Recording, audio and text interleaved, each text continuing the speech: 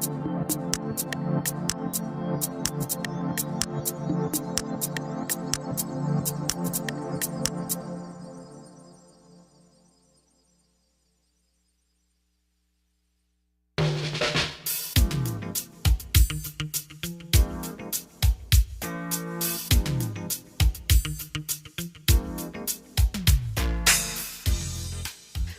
My name's J.C. McCauley. I'm Nyesha McCauley, and you're watching AccessTV.org.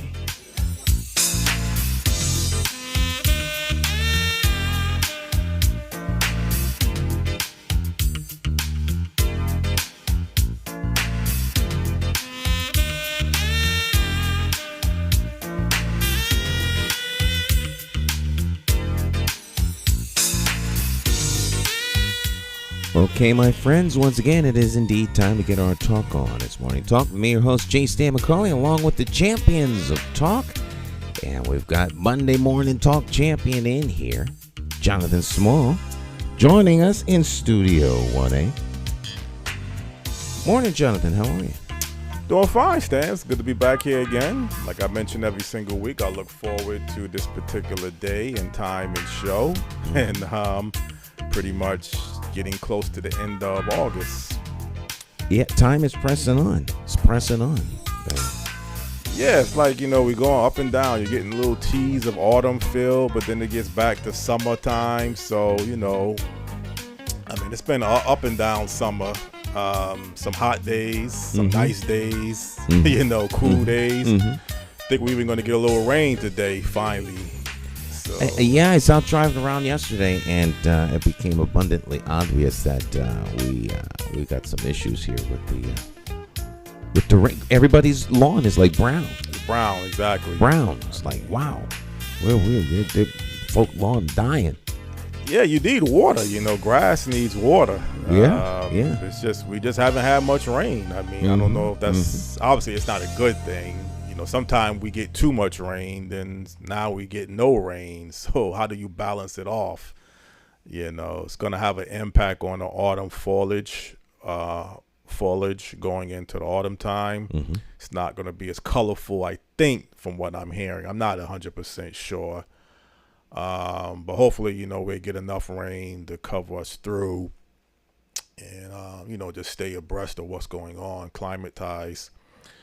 And pretty much, I guess that's normal. You stay busy over the weekend. Yeah, very busy. I was busy. We went out. What did we do? I covered a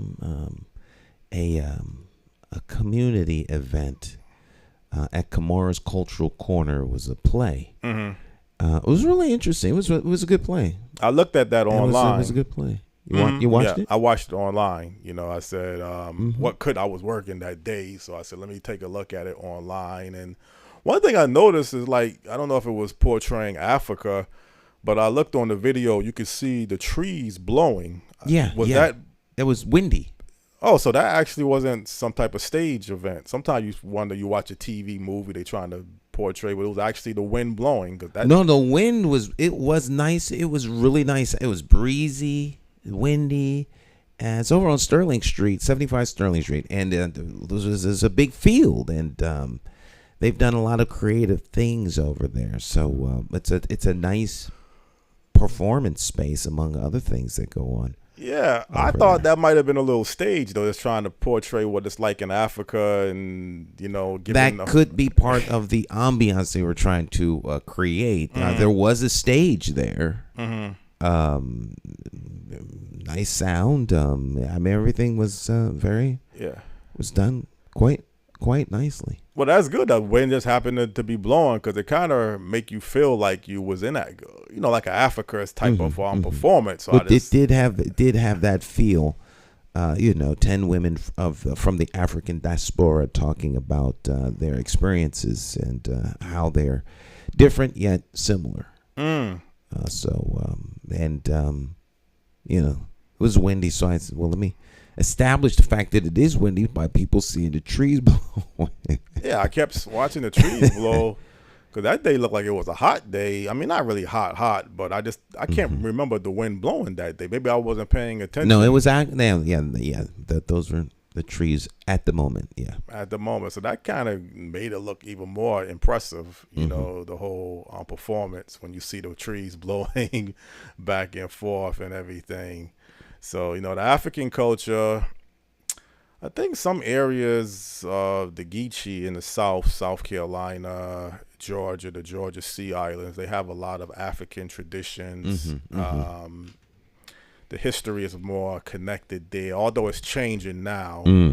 But that might be the closest area in the United States that you got some of the historical African descendants and people. I mean, the Geechees, what's the other name that they call them? Geechees is one, and there's another name that they call them too. I can't think of it. But South Carolina and Georgia, those are the two big areas of the country that still have that isolated area of African. Actually, they even have somewhat of a Caribbean dialect if you listen real closely to the Geechees. In their conversation. Yes. I tried to book a guest from the Geechees one time, just couldn't get any feedback or no response because I wanted to get into that type of history. But you never know; anything is possible. You can still it's still always possible. Football's back. So, NFL, it's getting close. It's preseason. Preseason, I mean, I kind of back off into the NFL season. I hate September. September, yes. Preseason, I mean, you got to be careful. You can get a key injury to your star player. It's just a risk. You know, I wish they would go to just 3 games and 1 game, home game, neutral game, and a road game. For preseason. For a preseason. And how many games do they play during preseason? Usually 5, the max, because they have the Hall of Fame game. 4 games minimum, 5 if you play the Hall of Fame game. Many teams are going to 5 games. And you have a 17-game NFL season now, so it goes right into probably the first week in August, and then the NFL starts, I believe, September the 8th. That's September 8th, yes. And I think the Cowboys are playing Tampa Bay again. The Cowboys are playing Tampa Bay. We played them last year, and that's obviously Tom. I think Tom Brady's going to miss the first 2 games. I can't. I thought I heard that on a radio show this past week. I'm not sure what. Buccaneers have a new coach. Oh, I didn't even know that. A new head coach. That's what we were watching yesterday, and they're giving a head lineup of all the coaching changes and new coach for the Buccaneers. I don't remember his name, but did the other coach get fired? I don't know. I haven't had a chance to look into this. That's all new to me. I wasn't. Yeah. So I will double check while we're on the air. And see. But we're not here this morning to talk about football. Right. We're going to talk about something much more interesting. And so, of course, we have our special guest for Monday, as we do every Monday, someone from around the country, around the world, expert in their subject matter. And today's no difference. And so this is going to be a great show because this is an area of extreme interest to me. I figured that. And so we will have fun listening to this and joining in the conversation. So we call these our mini masterclass series of conversations. So Jonathan, being the official booker of guests, we always let him have the pleasure of introducing our guests. So Mr. Small, you have the floor, sir. Okay, good morning to people out there on Morning Talk Live with J. Stan McCauley Talk Show. We have a guest this morning in the aviation industry, Aviation Expert, and this whole format is going to be designed to give an insight on the aviation industry. The guest this morning is a former commercial pilot, and he is also an aviation expert consultant, I believe based out of the Dallas-Fort Worth, Texas area of the country, no other than Captain Richard Levy. Good morning, Captain Levy. How are you doing? Good morning, Jonathan, and good morning, Stan. Great to meet you two fine gentlemen. I'm so very impressed with your TV show on this early time in Monday morning, and I liked what Stan just said a moment ago. Anything is possible. Let's when we wrap up the show, let's talk a little bit about that. So if there's any young people listening, that we can encourage them to go after their goals, the moon and the stars, which we were just talking about a few minutes ago. But any event, it's great to talk to you. And in the Dallas-Fort Worth area, we are getting heavy rain showers, like you two gentlemen talked about. In many parts of the United States, it's very dry. It's starting. Everybody can be very hopeful and optimistic. The weather is changing. Rain is coming your way eventually. Anyway, good morning, gentlemen. You two look great, and I'm looking forward to having a great hour with you all. Okay. Thank you for the invitation. Yeah, okay. Likewise. Captain Levy, could you kind of let people know a little bit about yourself and background before we get into our topic of discussion?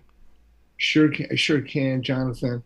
I started flying before a lot of your listeners and viewers were born, probably 1967. At 14 years old, I took my first flying lessons in Houston, Texas, and I paid for my entire flying training. And then at age 16, had to wait for the 16th birthday, according to the federal law, and it's still the same, that I could fly by myself. And at age 17, I could begin, pass the test to begin flying passengers.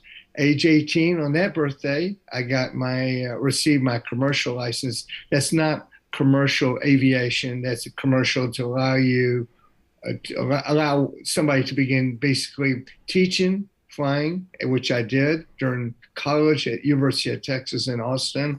And during those 3 to 4 years at college, I taught and flew charters. Charters meaning, for those who are familiar with aviation, somebody calls up and doesn't want to wait on the airline. They want to go at an unusual time or spontaneously from Texas to Mississippi or New York or across the state of Texas. And they pay more money, but they get to pay somebody like me or many other people like me. And I get to build up my flying experience. So I completed the University of Texas in 3 years, not because I'm an extreme genius, because I went to summer school all the way through. And a year after graduation from University of Texas with a degree in transportation, I went into the Air Force and flew transports called the C-130. This is after the Vietnam War was completed. And then in 1977, I was interviewed and hired by a major airline, one of the largest in the world. And I flew with this major airline with honor and pleasure from 1977 until I turned to age 65. Those are the federal laws that you have to retire at age 65. And in that time period, I flew, of course, all across the United States, Central America, South America, Japan, China, Asia, Korea, Russia. And as we talked about before the show started, we crisscrossed the North Pole many, many times, which sometimes is the shortest route time-wise, not miles-wise, but wind-wise, to get to places like Russia or India or Asia. It depends on the route. So that took me up to retirement. Age 65, had to hang up the uniform. And then I changed to another airline where I'm working now, and I'm a flight instructor called the Flight Crew Train Instructor. And what that means in plain, simple English is I teach with about 250 other colleagues, men and women from all kinds of backgrounds, in the classroom, pilots, brand new pilots, and pilots come back for what we call recurrent training. Every airline in the world conducts recurrent training, so that the pilots are evaluated in their knowledge and are also brought up to speed on the latest changes in procedures. One thing's guaranteed in aviation: to keep it safe, there's always a better way to operate. There's always better procedures to be more efficient, not only for safety, which is number one, but two, costs, to keep costs down, save fuel. So I work in the classroom with pilots, and I also work in the flight simulator. Simulator is, for those who are unfamiliar with a simulator, it's the flight deck of an airplane. And we have, where I work, every major airline has 20 to 30 of them. And we close the door, dim the lights, start the engines. You have no idea that you're actually in a building. It is 100% real and authentic. And we can test people, train them, and then give them more complicated problems like engine failures, flying through turbulence, how to fly safely, how to avoid the risk and minimize risk and keep safety on top of in mind, in your attitude, and in your conversation at all times. Okay. Well, very impressive background, Captain Levy. Very impressive bio. Obviously, you are an expert in the field of aviation. There's been a lot of changes over the past 50 years of your experience in the aviation industry. I think there's a combination that people need to be aware of the airlines and the airports itself, but they do have to go hand in hand. But basically, when you got started in the aviation industry, what was the biggest challenges and the biggest issues, I guess, involved in the aviation? I know there's been a lot of changes afterwards with deregulations, 9/11, and we'll get into that. But when you got started in the aviation industry, what were some of the biggest issues and challenges that you was able to witness? The biggest challenge, really, it's a super good question, Jonathan. The number one challenge, it started with the Wright brothers in 1903, continued through with Richard Levy in 1967, and all the way to my last retirement flight from Hong Kong back to the United States in 2018. And that is to enjoy. All of us, I haven't found really anybody who does not have a passion and love aviation who flies for a major airline or in the corporate world, wherever anybody is flying, or a private aircraft. Most of us love it. It's a passion. With that passion, the challenge is to keep safety number one in mind. There's always going to be challenges. I don't care how sophisticated the airplanes get with navigation technology, and they are getting more and more sophisticated. For example, airplanes can land automatically. Sometimes the pilots have to help them with what we call heads-up display, HUD for short. Most airplane I retired on, large aircraft, very heavy weight-wise, could land with the computers and land not 0-0, but almost 0-0. And the only limitation has to do with taxiing the airplane. But the challenge then, as now, even irrespective of 9/11, the regretful events of 9/11, security is number one, but on top of that is safety.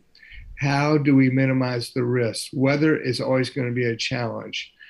Airplanes are safe. They operate well. We can even sometimes operate the airplane with a component or two inoperative if it doesn't affect safety. And we have books that we refer to they've been approved by the manufacturer, whether it's generally built by Airbus or built by Boeing. It says, yes, you can operate with one of these four components inoperative, but you can't operate with two of them inoperative. And I'm making that up, of course. And then you check with our flight dispatchers and our maintenance departments. Do you agree with that with this component inoperative that we can safely fly today? Now, that I'm making it basic and simple for your viewers. It's not that really complicated. And we know intuitively that if there is a component that's inoperative, pretty much we know right away, is it a good idea or a bad idea? But the manufacturer tells us this. And for the airlines that are certified and based in the United States, the Federal Aviation Administration has also approved the manuals. So that is the biggest challenge. Keep a confident safety consciousness in your mind at all times. Work together with your crew, not only the crew on the flight deck, but the flight attendants in the back of the aircraft. Flight attendants are very important. Why are they important? They're the eyes and ears of what's going on in the back of the airplane. If you have 300 people in the back of the airplane, and if there's a behavior issue back there that we didn't know about, or they look out at the wing and they see something unusual, maybe a passenger has told the flight attendant, hey, would you advise the pilots? I see such and such out there. They call us, we make a decision, we talk about it, talk with the company, or we apply our emergency procedures. And if there's something that has to be decided immediately, we call that immediate action item. And then we go to a checklist. And if it's really serious, we need to make a landing at the nearest suitable airport. So that's the biggest challenge. And we love that challenge. Mm-hmm. And because we learned how to deal with that. And not all of them are vanilla, and as they are in the simulators, sometimes they're in a gray area. You still use your background and your knowledge and all your resources to make a super safe and correct decision. Do we need to land right away? Maybe there's a medical situation in the back of the airplane. So we get medical advice. What do you think, Mr. or Doctor, Mrs. or Mr. Doctor? Do you think we should land right away? Sometimes we don't have time to call a doctor because the flight attendant says the person is losing their life. They've had a heart attack. They have breathing difficulties. So we need to find the nearest suitable airport and put the airplane on the ground, declare emergency. And when we declare emergency, they basically clear everybody out of our way. And that means you are number one for the airport. You can use any runway you want, get the airplane on the ground. Follow your procedures, follow your checklist, and everybody will be just fine. All right, Captain Levy, we're going to have a lot of questions. I know, Stan, I'm going to bring you into this a little earlier this morning because I know you're real interested and, you have experience in this field firsthand. But I just have one more question I would like to ask Captain Levy. Captain Levy, you had just mentioned, there's a big component of a team orientation of people working together. But there's been a lot of controversies in the aviation industry over the past few decades. And briefly, could you just kind of let people know your opinion? Was the strike by the air traffic controllers a mistake? And I believe former President Ronald Reagan fired the air traffic controllers. Do you know enough about that to elaborate on what led up to the air traffic controllers striking, I believe, sometime in the early 80s? Oh, Jonathan, I have. I lived through it. I worked through it. I was there. I was based at Chicago O'Hare International Airport in 1981 when the controllers struck. And in fact, I lived in the suburbs of Chicago, and I had a townhome and rented out for extra income. We all like money, and one room was rented out to a pilot who worked for the same major airline, and the other room was rented out to an air traffic controller working at Chicago O'Hare. And that person decided not to strike. Now, what I can't get into is labor relations and negotiations, and that is way over with, that controller strike. Why the controllers went on strike? That there's two sides to that story, and that one I will never get involved with. Nor in labor, airline pilots or flight attendants or mechanics. Each side, as you two gentlemen, distinguished gentlemen, know, there's two sides to every story, and so I will probably yield from getting involved with the reasons for the strike, but I'm intimately aware of it. I know the effects it had on the industry at that time. In fact, when the controllers had to be replaced, there was a contraction of some of the major airlines. Some of the airlines had to ground some old, inefficient airplanes. So that was good news in a backwards way, unexpected way. Inefficient, fuel-wise airplanes that were now too costly to operate. So the reason President Reagan hired new controllers was basically there was a shortage of controllers. And why this friend of mine decided to continue working, it wasn't always pleasant for him, but that was a personal decision. And he went on to become an expert in his own way. But I do know controllers on both sides, some who did decide to strike and some decided to continue working. And that certainly was a personal labor relation issue and decision that each side probably was right in certain ways, Jonathan. Okay, well, that's fair enough, Stan. I mean, fair enough, Captain Levy, to give your answer. The way you did, you don't want to get into the labor and the legal aspects of it, which that's kind of what I would love to hear, but I guess you got your legal reasons for not elaborating on that, so we can leave it at that at best. Stan, you have some questions you want to ask Captain Levy, or any comments you want to make? Well, no, I'm enjoying the conversation. My daughter's a flight attendant, so tell her congratulations. I will. She loves it, and so tell her how important she is. She's extremely important. Yeah, I think that because what they deal with the passengers, and then so they're critical importance to the team, and as you mentioned, it's a team effort. And then my dad was in aviation as a mechanic. He actually was the director of maintenance for Altair Airlines, if you go way back. And then I worked for Pratt & Whitney for many, many years. So my whole family's in aviation. We love planes. But no, I'm enjoying the conversation. We have some time left, so I'll wait, because some of the stuff it's interesting, at least to me, particularly here in the Hartford area, is more along the lines of some general aviation things with pilot training. And you were talking about how you learned to fly at 14 and then got your solo license at 16.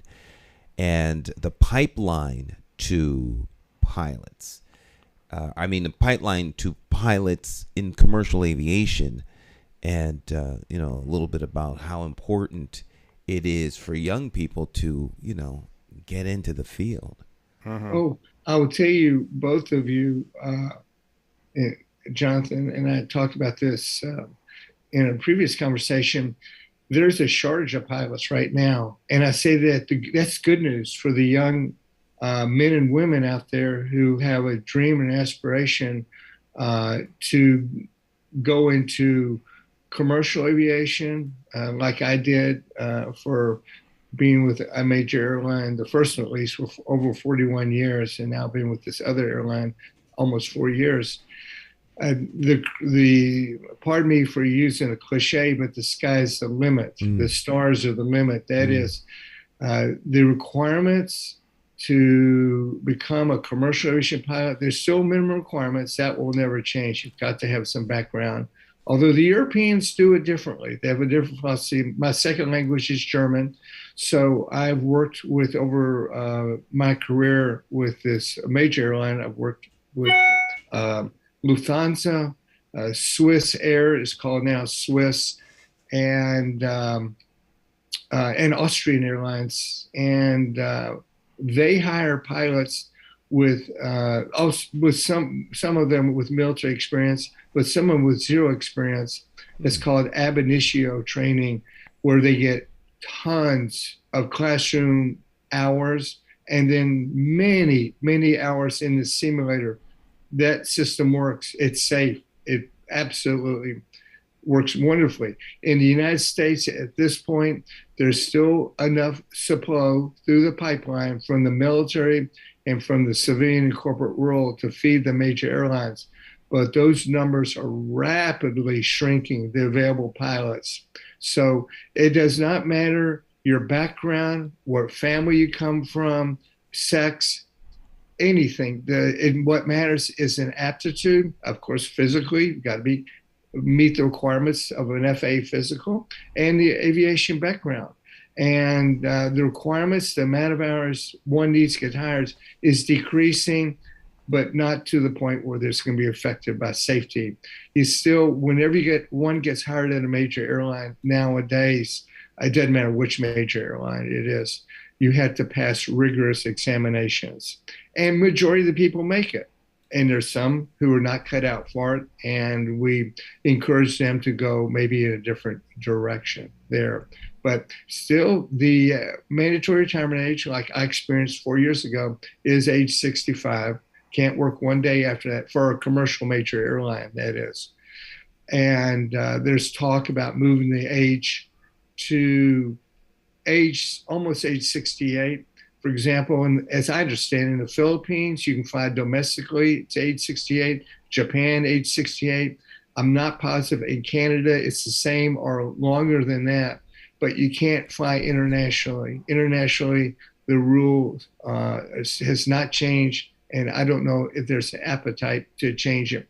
Gets back into my dear friend Jonathan's question about labor, gets involved there. There's different views on somebody flying above age 65, older than that. And that's something we could talk about at a different time, a different show. But there is, nevertheless, there's a shortage, and it is growing very acute. Which by the spring of next year, every major airline will still be hiring pilots, and they will probably be decreasing the amount of hours that a pilot has to have to apply for the job. Not necessarily be accepted, but to apply. Well, Captain Levy, you mentioned that there's a shortage of airline pilots, and I think there could be a shortage of other areas in the aviation industry. I mean, you didn't mention anything about air traffic controllers. I think I've heard reports that flight attendants, some of your airlines, your major airlines, don't have enough staff. It's causing some frictions in some areas of traveling for people. I don't know all of the ins and outs. But one thing, let's talk about, if you can elaborate, is what is the wages? I mean, how much on average does a commercial pilot earn per year? How much on average does, let's say, an air traffic controller average per year, if you know those two answers?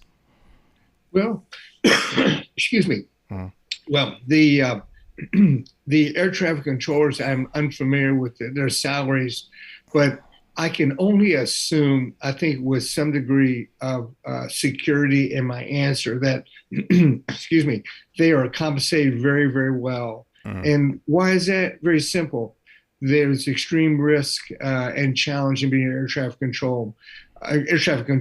You could be working in a control tower of a small airport with low volume of traffic as a beginning controller, or you could be working at Atlanta Hartsfield or Chicago O'Hare international airports in a tower, control tower, which they clear you to taxi, clear you to take off, clear you to land, and are downstairs underneath the ground in what we call the TRACON, the Terminal Radar Approach Control. And that's the radar. And it's complicated. There's lots of federal aviation regulations to comply with, but most important, they have to know the airspace. They have to memorize the taxiways in the airspace. Get back to your question, with that responsibility.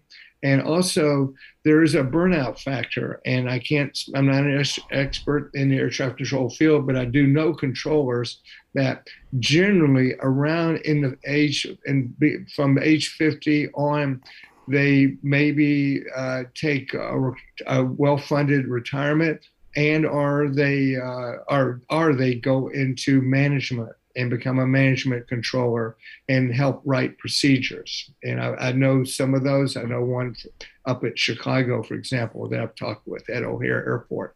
So the controllers are compensated well, definitely in 6 digits.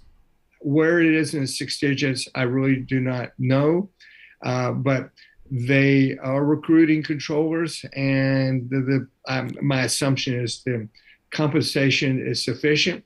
Now, if you had a controller on your show right now with me, sitting next to me, he or she would say, we are worth more money. And they have a right to say that. Everybody has a right to say that.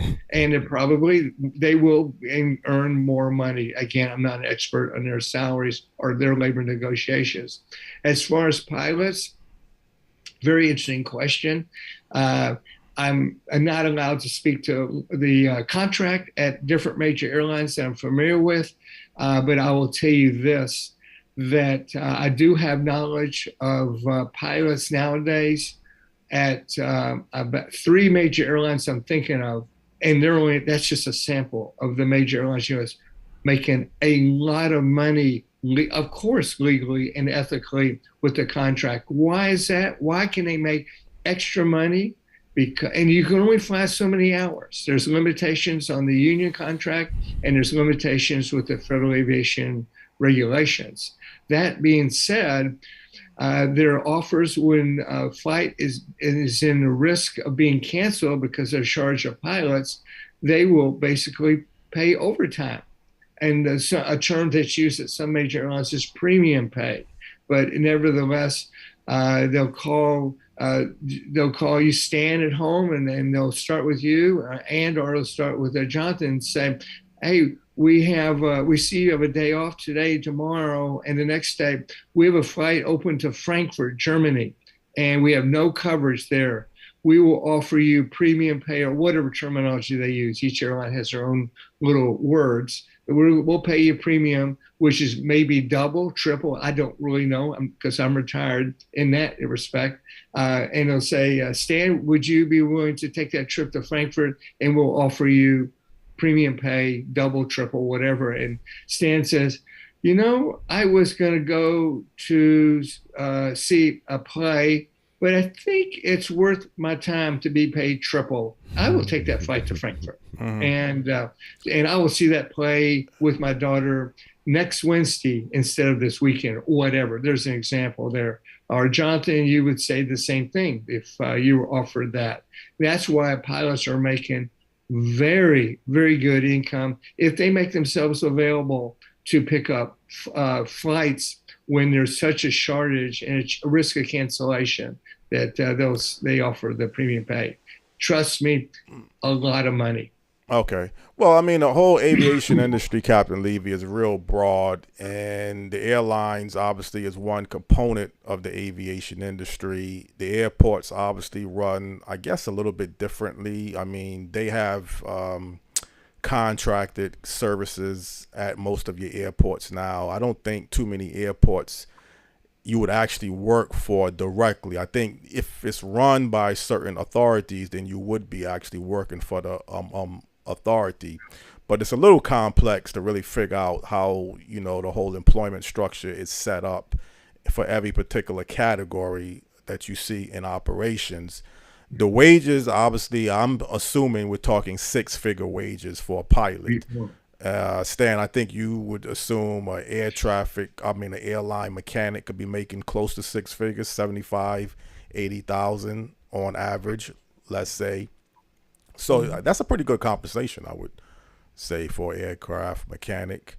But I think the thing is, Captain Levy and Stan, when you hear Congress bailing out the airline industries, 9/11 was one example where they had to do something. I think there was another bailout in the 2008 recession, and currently 2 years ago with the pandemic, there was another bailout. Is it justified, Captain Levy, and even you, Stan, towards Congress bailing out the airlines? I'm not particularly. Yeah, I understand I understand conceptually what you're saying or alluding to, but I think the term bailout is not really. I guess it's an appropriate term, but the connotation is I'm not sure I like that term. You don't like that? It's essential that you keep aviation industry going. You can't allow something like that to collapse. There's too much of the world economy, too much travel. There are too many things that are connected to it. So you have to keep it sustain. You have to sustain. So I would look at it more as a means by which to sustain a vital industry more than I would look at it as a bailout. Particularly through no fault of their own. I mean, you can't blame the airlines for 9/11. Right. Although maybe security-wise, and this is also another interesting question. Before 9/11, Captain Levy, the security systems was run screeners. You didn't have the TSA doing the security of our passengers being able to enter inside. For your, I guess, be able to go on your flight. And there was also mentioned that there was a lot of, I don't like to use the word lax, but people could also go with people that was traveling up until the ticket gates, I believe, before 9/11. That if a person was traveling, their family or friends could walk with them right up into their baggages, I believe, was about to go through the screening process. TSA had changed all of those aspects. Is that, first of all, Captain Levy, is that the case? Was the security system really a lot less stricter before 9/11, in your opinion? That's a super good question, and this applies basically, Jonathan, to the whole world. The security, whether in Europe, where I flew a lot, Asia, and of course in the United States, security changed dramatically, literally overnight. After the attacks in New York, I happened to fly that night of 9/11 with the airline I was working with on a special flight. In fact, I was the last commercial airplane in the airspace United States, even after President Bush had just landed at Andrews Air Force Base on Air Force One. Now, the military kept flying the whole time for obvious reason. They call it CAP. And it was an air patrol throughout the United States. Still a mystery of what happened. Of course, we all learned rapidly what happened. But back to your question, your very good question. Security changed. We all matured. We learned the risks. We learned the traps rapidly through the intelligence services of the fine men and women all around the world, not only with the United States intelligence services, civil and military, but also in Europe and Asia. We learned very rapidly how this was pulled off, how also we were all unaware of these, and have been men, there's not any women, at least in the forefront of the hijackings, how they prepared themselves. And the big question was, how did this go undetected? That's all been changed. There's patterns I can't speak to that when certain patterns show up, and let me just say, put it that way, speak generally, that a red flag, a red light will come on, a red flag will be raised, and it's instantaneously looked into. That wasn't so before September 11th, 2001. It did starting that night and the next day, and that will never change. And as long as we have aviation, and it is becoming more sophisticated in some areas, they've learned how to detect threats in different ways so that we can get the passengers through the airports faster. People want to check their bags, check in for the flights, be checked through security, and get a refreshment, perhaps water or a sandwich, and get on the airplane. We know there's sometimes lines at airports, especially during holidays, that increases the travel time. But it's required, it must be done, and it will be done. Well, Captain Levy, one area, the cockpit doors were not locked the way they are locked now. So obviously someone who would come on an airplane before 9/11 really could get inside the cockpit and be able to, I guess you can say, what happened in 9/11 as a takeover. There's been other security measures that I'm pretty sure has changed to go along with those areas. But when 9/11, but I guess before 9/11 had actually took place, did you see any warning signs now? I guess we're second guessing that was critical mistakes that led up to 9/11 in your expertise and opinion? Jonathan, and please forgive me in advance for teasing you and Stan. I do have opinion on that, but I'm really sworn to secrecy to talk about methods or changes in terms of security with the entrance into the flight deck. Yes, I do have an opinion about that, but that would not be very smart of me to get involved with that and to announce that to the public. Okay. But please forgive me for that. And just, I would like to reassure your listeners, your viewers, that is, that government agencies around the world, not only U.S., but in Asia and in Europe, everywhere, Australia, New Zealand, are taking methods, and procedures are practiced by major airlines to keep the flight safe. Let me just speak that way. And my apologies for speaking in circles. Okay, well, I mean, that's fair enough. I guess that is a controversial issue, Stan, and Captain Levy to ask. Yeah. It is. Because, security is no accident.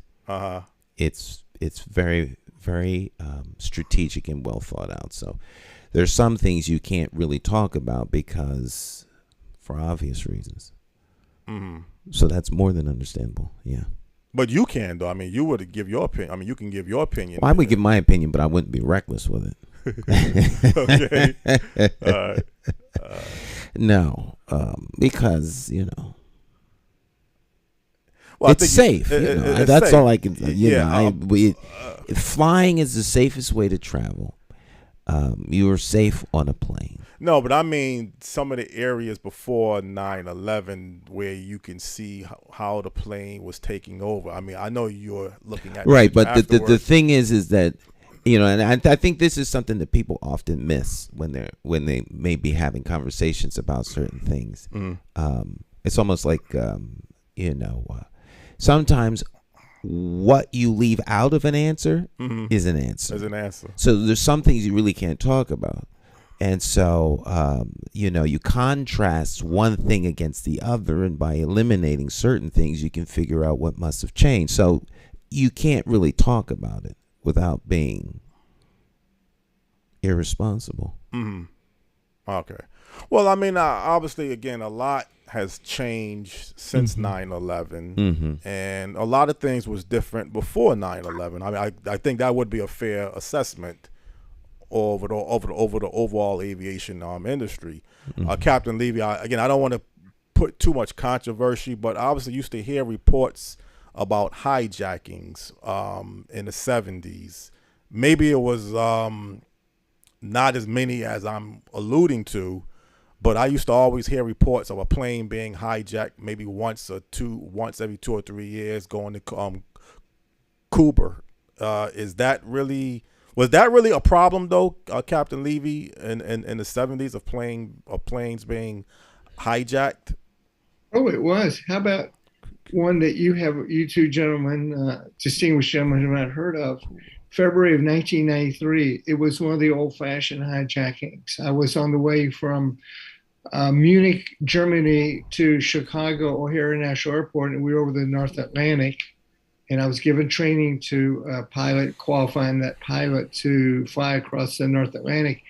And as I mentioned, I speak German, and I overheard one of the European airlines speaking German on a frequency that we use over water internationally, anywhere in the world. And it was a hijacking taking place. And it was a person with mental deranged person in the flight deck of this airline that's well known, one of the best in the world, a European airline, and the guy had a gun. Now, it turned out to be a fake gun, but they were taking no chances. The airplane had left Germany to fly to Africa, and this gentleman came out of the lavatory with a gun in his hand and wanted to, it sounds almost like a comedy show, but it was extremely serious, wanted to hijacked the airplane to New York's John F. Kennedy International Airport, which he successfully did. Everybody landed safely. And so what happened, and I happened through a matter of coincidences, meet that captain. He became a close friend of mine for many years. He's passed away since. And he made a video for airline personnel only, about how he handled that hijacking there. But you're absolutely correct. In the 70s and 80s, the old-fashioned hijacking was take me to Cuba. Before the majority, now there were hijackings, and some were fatal. In the Middle East, in the 80s, there was a hijacking with another major airline. Not real pleasant. I don't want to go into that, how that turned out in Africa. It was a very fine European airline. I'm familiar with that. But all of those, the one I experienced and lived through in 1983, the Cuban hijackings, the one in the Middle East I'm thinking of where there was some deaths, the one in Africa I'm thinking of where there was one horrible death. Any death is bad. all are different from what we all lived through at September 11th of 2001. That changed the world. But also the bombings too. I mean, I believe in 1988, Pan Am was bombed and blew up. Yes. Good point. I forgot the country that it was leaving. Lockerbie. Was that Lockerbie? It could sound like it could be That's Lockerbie. Yeah, you're right. Lockerbie. Scotland. Yeah, Was it Scotland. Scotland? Okay. So I mean, how would a bomb be able to get past detection if you are? I mean, what's the whole ins and outs? How somebody can actually plant the bomb in a plane and not be detected? I mean, what again? Some of the flaws that you thought led up to. If you can elaborate, I don't know if you can elaborate. I'm gonna answer you this way and say that for your listeners, with this powerful internet that we all live with and will live with the rest of our lives with, you can go search the Pan Am air explosion in Lockerbie, Scotland. That's correct, what Stan said. Mm-hmm. And you can read what is available to the public. What has changed since then, since that very tragic accident, is monumental. And I can't get into that, and I apologize once again. I seem to be apologizing a lot, but security we can't take lightly. And let me just put it this way for the listeners and viewers: the world learned from that, from that regretful incident, and our thoughts and prayers go to not only the flight deck crew, the cabin crew, and the passengers involved with that tragedy. And anybody involved directly and indirectly. But the world, let me put it this way, the world learned from that. Just take that to heart. Mm-hmm. Yeah. The, as Captain Lee was saying earlier, you're always learning. Mm-hmm. And everything in aviation that happens.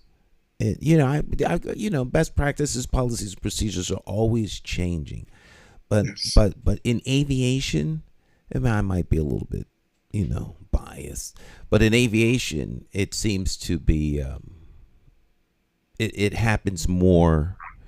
It happens all the time. Mm-hmm. Every time something goes wrong, it's noted. Mm-hmm. And it's marked, and there's a paper trail back to. So even if it's missed, it's noted, mm-hmm. and the changes are applied. There's airworthiness directives. I mean, it's when I was at Pratt & Whitney, I was in quality assembly quality assurance, and everything. I mean, down to the safety wire. I mean, it's this safety. Mm-hmm. I know nothing about the submarines and General Dynamic, but I would say you'd have to go to that level to get more safer than you have in aviation. You're absolutely right, and I'll tell you what I mentioned to Jonathan when we talked before on the telephone casually. I perform expert work for attorneys, and when there is an accident, a violation, people will get a scratch. And I'm being a little facetious, more than a scratch, of course. Something happens in the legal world, trust me, and I know you two gentlemen are aware of this, as are your viewers and listeners. Attorneys will examine every dot and every T. Everything, all the paperwork is pulled together and everything's examined to find out where this possibly could have been prevented and who's at fault here. And that's is argued in courts or in depositions and in hearings. Who was right, who was wrong, and it's a matter of law there. So we look at all the documents. So Stan nailed it. That's right. When something happens that makes the news or does not make the news, well, most often does not make the news, attorneys will get involved and will depose people and examine every bit of document and testimony from all the participants and find out where lies the responsibility. Mm-hmm. And so there we can all learn from that also. Yeah. Well, Captain Levy, I mean, obviously today, I mean, would you say we have more commercial airlines today than we had when you first got started it, or has there been less commercial airlines That's a today? good question. As we're running short on time, I'll be very brief. That with deregulation that started when I started with a major airline, the deregulation started in 1878. The airlines bloomed. Bloomed means a number, and all around the world they're still increasing. Now, COVID had a huge effect on that, but notwithstanding COVID, there are more. My guess is, and I've not done a tally on that, but there are more airlines out there now than there were pre 1978, is my guess. Mhm. When you had major commercial airlines like Eastern and Pan Am, was that a big loss when those two airlines went Yes, out of business? yes, Okay. yes. I knew people. I have friends in my military background and my civilian background with both airlines. Fine people. Hmm. Very regretful what happened. Yes, Braniff is another one. We all could look back in 2020 what mistakes they made, but we can't live life that way. We Right, all right. have skeletons, we have regrets, but what can we learn? How can we become more profitable and operate smarter, whether it's a commercial airline or as a doctor, as a lawyer, as a plumber, as a mechanic, as a flight attendant, and we get better and smarter and more efficient and more profitable as time goes on. Right. Well, I'm trying to bring up the interesting, somewhat juicy questions, but I know you may not feel comfortable, I guess, giving answers to all of some of the questions. But some of your passengers feels like the airline tickets are a little bit, they charge you now for baggage fees. I mean, is the money design that the airlines charge you for justifiable? I mean, if the fuel cost is more expensive, then that has to be passed along to the airlines. But you hear reports that you have discounted airlines tickets, but then you end up paying in other areas. So does everything kind of balances off when you're buying a ticket? I mean, Stan, maybe you can answer that question as well. I mean, I would be guessing. guessing. Okay. I have an opinion, but I don't know if it's right. So. Okay. But I mean, traveling, I guess, Captain Levy, traveling has changed. I guess when you first got started in the aviation industry, traveling might have seemed like you was a celebrity. That you was really dressed up, first class. It was like a huge level of prestige to some degree. Today, it seems like everybody can travel. People travel casual. People travel frequently. Has that whole image of traveling changed, in your opinion, over the past 50 years also? Well, that's absolutely true. Again, I'm older than you two gentlemen. And when I flew commercially as a very young boy, and when I was raised in Houston, Texas, by memory, my mother and father would have me and my brother and my sister put on fine, as we used to say, Sunday clothes. That is a coat and tie or bow tie, whatever. That is one respect. That's one aspect you're referring to. The dress has changed. People show up in flip-flops and shorts. But there's also, as you both are aware of, without us get into some areas that would not be popular, if somebody gets on with inappropriate wear, that's a no-go. Mm-hmm. That's something that's offensive to certain people. That won't float, and they will be refused.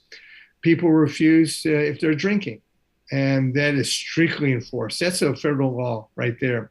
Another change is behavior on the airplane.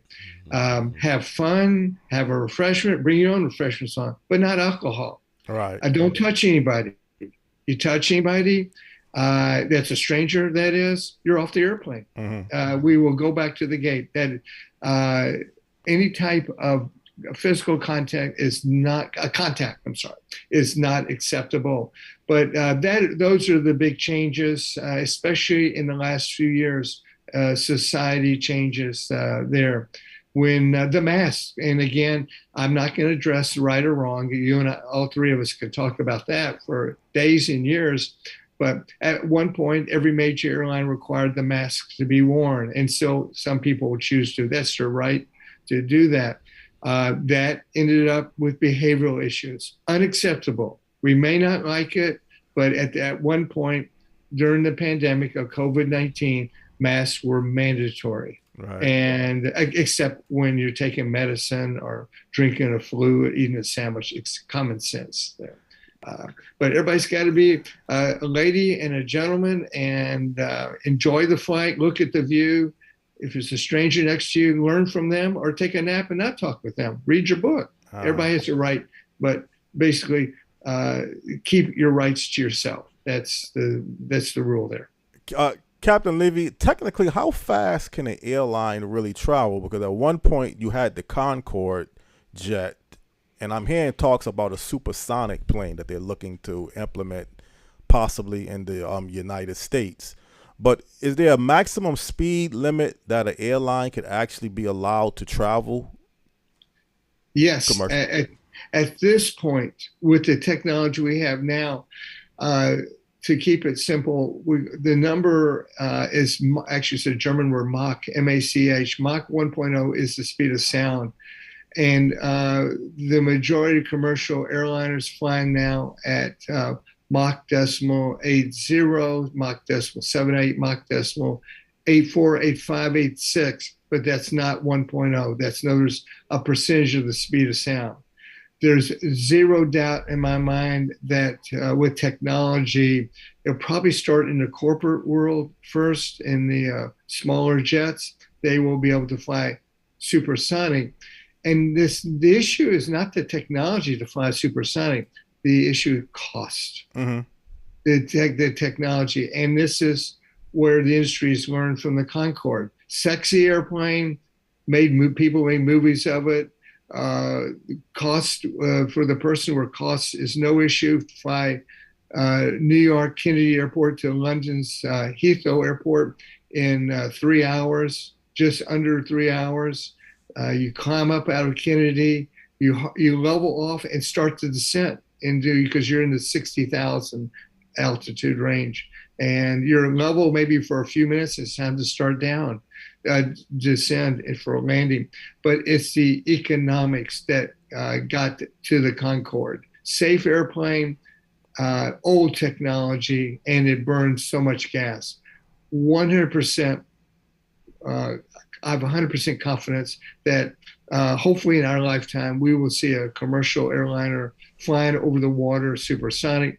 Over the mainland of the US or Asia or Europe, the issue is still going to be the sonic boom, which affects livestock, people, homes, and that one has to be addressed. However, they can, with technology, fix or repair or improve the sonic boom. But over the water, the Pacific Ocean, Atlantic Ocean, the world will become smaller. No doubt in my mind when that will happen. And I don't think it's that far down the road. I do not have personal knowledge of that, but I just want to tell you my gut feeling with technology. Yeah, but Captain Levy, like you mentioned some type of mileage range, but I'm trying to find out, like, a commercial plane, like, can it travel 800 miles? Is it built to go past a certain speed limit? Like, you would hear the average speed of a plane was 500 to 600 miles on average, but is a plane technically can go up to, let's say, 800 miles, or that's not possible? It's not possible with a footnote. And again, I don't want to get too technical. It's not that complicated, but the speed through the air is limited. And that is to give you we use knots, nautical miles per hour, as in the shipping industry. And maybe 480 knots. You're talking 510, 520 miles per hour through the air. Now, when you're flying from, let's just give an example of the United States, from Chicago or Atlanta or New York's John F. Kennedy Airport to Europe, and you're flying eastbound, normally 99% of the time or 90% of the time, you're flying with the wind. Your speed over the ground could be 800 miles per hour or 900 at times. Over the Pacific, here's an example. They have even stronger winds at times. I flew the Pacific often from Japan and China back to the United States. Over the North Pacific, that's just below the routes we flew, would be just below Russia, south of Siberia. We would have tailwinds of 210 10 knots, 250 knots. So that puts our speed over the ground at about 900 knots, but that's over the ground, not speed through the air. And you can guess going westbound into the wind, just the opposite. You slow down quite a bit. Right. So the wind actually gives you more. If the wind is pushing you from behind, that's increasing your speed. But if you're flying into the wind, would that decrease your speed? It does. The speed over the ground. The ground. Over the water, over the ground. But the speed through the air will not change. It has to do with the construction of the aircraft and the power of the engines, how fast the airplane can fly through the air. Now, when I flew from America to Hong Kong, for example, we flew at times, at our flying time could be 17 hours, between 15 and a half hours, 17 hours. And that we had enough fuel to fly that long range. Now, with that said, to make it, people don't want to make unnecessarily, unless safety requires a landing to get fuel. So we want to go fast, get them there, but not too fast where we burn excessive fuel where we have to make a landing. So the computers will help us figure that out. The flight dispatchers, the men and women who help plan the flight before we depart. Stan, you have any questions? I mean, it's a real interesting conversation with Captain Levy. I'm listening and enjoying the conversation. It's all This is great. It's a little science lesson as well. So this is great. Well, Captain Levy, when a pilot is dumping fuel, is that another safety procedure? I mean, if you're flying over the air and you hear at times that the pilot is trying to burn off fuel, technically, can he drop fuel out of the plane to the ground through the air? I mean, how is that whole process when you hear when you hear the pilot is burning off fuel or dumping fuel? The large aircraft I flew for the last 13 years before I retired at a major airline had the ability to, the verb we say, it doesn't sound real pretty, but dump fuel. We need to dump fuel. And if we have an emergency, we need to come back and land right away. Now, if it's a horrible emergency, we're on fire, we're not going to dump fuel. We're going to get a long runway and land the airplane overweight, and then maintenance as stands, where we'll have to conduct an inspection of the airplane for what we call an overweight landing. But with that said, if it's an emergency and we have time and the risk is lower by not landing overweight, we'll go to a certain altitude, generally 5,000 feet above the ground or higher, and we'll go into a designated area and we'll open up valves and we'll begin dumping fuel. And it vaporizes. It does not make it to the planet Earth at all, as long as we're above 5,000 feet. It vaporizes. Oh, okay. Yeah. Now, some other airplanes, also smaller aircraft, do not have fuel dumping capabilities, and they don't necessarily need it. They simply, if the emergency is that critical, they'll go and land overweight, and then the company has to pay for an expensive overweight inspection. Captain Levy, have you ever been in a situation, you hear time to time, where the landing gear does not all come down? I guess you're talking about the tires of the airplane. So have you ever been in a situation where that has happened to you? And if not, when that happens, what is the method now that the pilot has to adjust to land the plane safely without the proper landing gear coming down? My dear friend Jonathan, I've had it happen many times. Footnote, where? In the flight simulator, in training. Oh, okay. In the simulator. The real airplane, no, fortunately, the landing gear has come down every single time in 41 years. So thank you for that. But we do train for that, and it depends on the model of the airplane that we basically, open up some valves, and if you have to lower the landing gear manually, you open up a little bit doors, and you what we call crank the gear down. Put a crank in, and you unlock the landing gear, and it falls down. And some airplanes do not have a crank. It sounds old-fashioned. It's more the old-fashioned airplanes, older airplanes, but some of them still being produced today have the same mechanical method. Excuse me. Others, what you have to do if the landing gear will not come down is simply pull a mechanical latch or lever, and it unlocks the landing gear, and it falls down with gravity, and it will lock, and you have a safe situation. So you have many ways to get the landing gear out if it does not come out by its own. It's a pretty reliable system, and generally, most of the time, it is going to work. But once in a while, you'll see in the news where one of the three main landing gear, the nose gear, or one of the left or right main landing gear do not come out, and they have to go to alternate methods that we receive training on, or in my case, I give training on with colleagues, and they learn how to still extend the landing gear. And especially when we give them a problem in the simulator with hydraulic failure.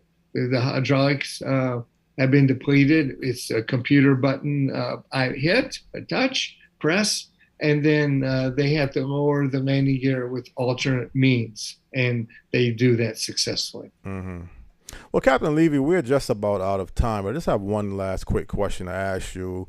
What is the future outlook of the aviation industry, in your opinion? Do you see it changing dramatically, staying the same, or is it going to be some things that people may find surprising in the near future of overall aviation? Great question, Jonathan. The aviation industry will be around. There's talk about in the industry about reducing the number of pilots with technology.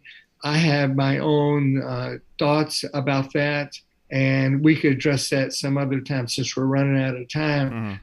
In the future of decreasing the amount of pilots on the airplane and still keep a safe operation. But with that said, the airline industry is here to stay, and I see technology improving.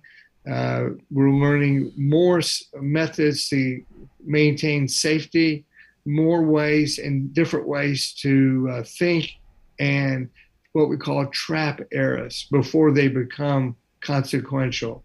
One thing is guaranteed, and this is true, this is trite, whether you're a doctor, a lawyer, or an airline pilot, change is 100% guaranteed. It is going to change. The way you know the airline industry today, what are we, August 22nd, 2022, September or August of 23, 24, 25, the airline industry is going to look differently. How? Let's stay tuned and watch with excitement. It'll be fantastic to watch. Good answer, Captain Levy. Well, again, it was a pleasure, interesting, all rolled into one, having you on this morning to talk about the aviation industry. And again, Stan, unless you have any questions that you wanted to ask or comments to Captain Levy, we can pretty much end this segment. No, I don't have any questions. All questions were answered. Very well done, and I'm sure it was very educational for many of our viewers. It's just a fascinating industry. It's a fascinating field. It's very, very broad, and anybody that would like to explore aviation as a line of work, something that you want to do as a vocation, is. I think it's one of the best places you could work. Next television. The television. You in the television, but you used to be in the aviation. I loved working at Pratt & Whitney. Just being around the technology and the test stands and it's just if you like technology and to see it working and evolving and being perfected. I mean, you can see improvements happening. It like almost daily, but most certainly month to month, you see things improving, getting better. It always is getting better. It's always getting better. Always getting better. Always getting better. Well, that's a good way to really leave it off towards this segment. You always want to have improvements and things going better. And as Captain Levy just mentioned, the industry is going to look differently in the future. He even mentioned the very near future, which is like next year. Oh, yeah. Yeah. So it doesn't take long for things to really change. And hopefully that's a good positive sign that things are moving more in the right direction. Well, again, Captain Levy, it was a pleasure having you on. I have your contact information now, so I think you are expert in your field of work. And hopefully we can collaborate maybe in the future if something else comes along that I would like to discuss in the aviation industry. Jonathan, that would be great. I know you're wrapping up, and Stan, you guys are wonderful guys, and I encourage all your listeners and viewers to tell your friends to tune in to your Access TV network show. It is fabulous. And yes, my last the comment for today is, as we say in German, auf Wiedersehen or au revoir in French. But if there is anything that happens in the aviation world and you want to talk about for 10 to 15 minutes, have your people contact my people and let's talk about it. So we can, and really we're doing a favor. We're explaining what's happened perhaps to relax people so they feel confident. At least they'll have an understanding and they can make a good value judgment on where they want to go with that information. Definitely. That's a good, important answer that you, or information that you left off for this particular segment. All right. Well, fabulous. Thank you, sir, for taking time out of your schedule, and look forward to talking to you again real soon. Thank you, Stan, and I love your picture about Daddy. Thank you. Take care. Okay, you guys have a great day, and all the best. Stay healthy and stay happy, Stan and Jonathan. All right. Bless you all. Bye-bye, guys. You too. Bye-bye. God bless you. All right. Great conversation. Thank you. Great information. Aviation, yes, it is. Absolutely. Real important. And again, like I said, we haven't really discussed this industry. I think one time we had Captain Barry, this guy named Barry. I remember. Yes, I can't remember his last name, but Barry. He lives in this area. He does live in this area. Yeah. I think he's based out of New York. New York. Yeah. Yeah, and that's another cool thing. You know, as a pilot, you can live almost anywhere and still be based. In fact, my daughter is based. She lives in Atlanta, but she's based out of Detroit. Yeah. It's just she spends a lot of time in Detroit. No, just the way that, you know, availability of flights and seniority. It's complicated the way the nuance of it works, but it's just, I love it. What can I say? Okay. All right, we'll take a short break. We'll be right back. Morning talk, and we'll have conversation as we continue. Stick and stay. Tell a friend. Bring a friend along with you, and we'll be right back.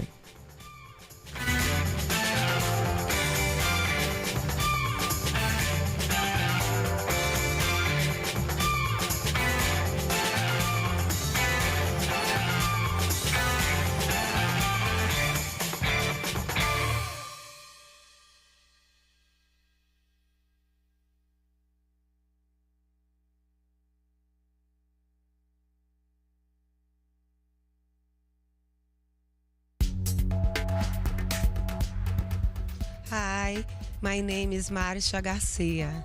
I am from Brazil. I help HPU. I help families de Universidade de Harvard Community. Estou muito feliz em participar. É muito importante o engajamento deles padres e madres nas escolas de Hartford com seus ninhos, my children.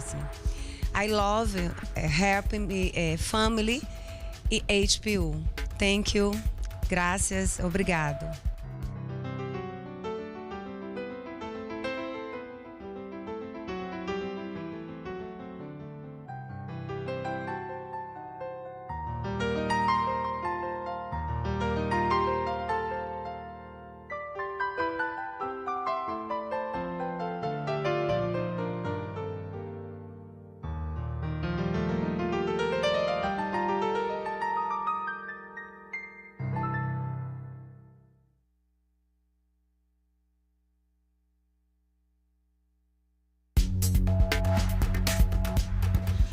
So my name is Nelky Maldonado. My name is Ramon L. Arroyo. And we know that Hartford Parent University provides good services and resources to parents in our communities, which are greatly needed because a lot of times our parents, they don't know where to go, how to get information, and being part of this program is essential to them in being successful in their children's education. And I think that parents should get involved in their kids' education because it's very important. Education is, I always believe, is a success in life. If you got a good education, you can be very successful.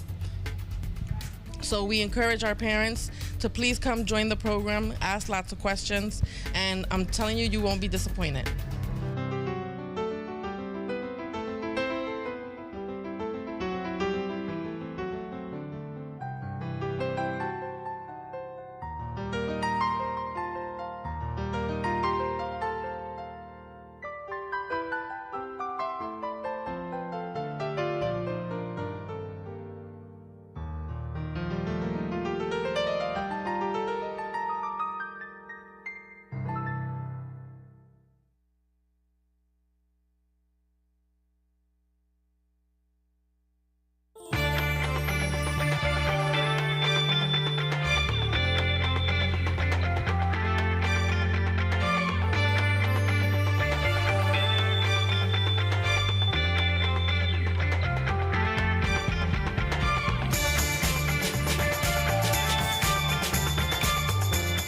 All right. Well, that's a past event.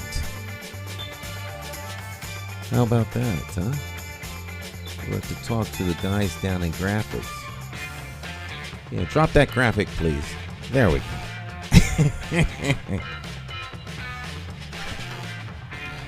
All right. That was a fun event, though.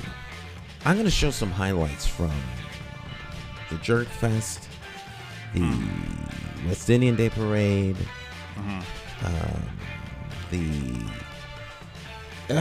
got a couple of different things that we've been covering lately, and we got to show some of the highlights. I gotta package them up for the morning show. All right, great guest.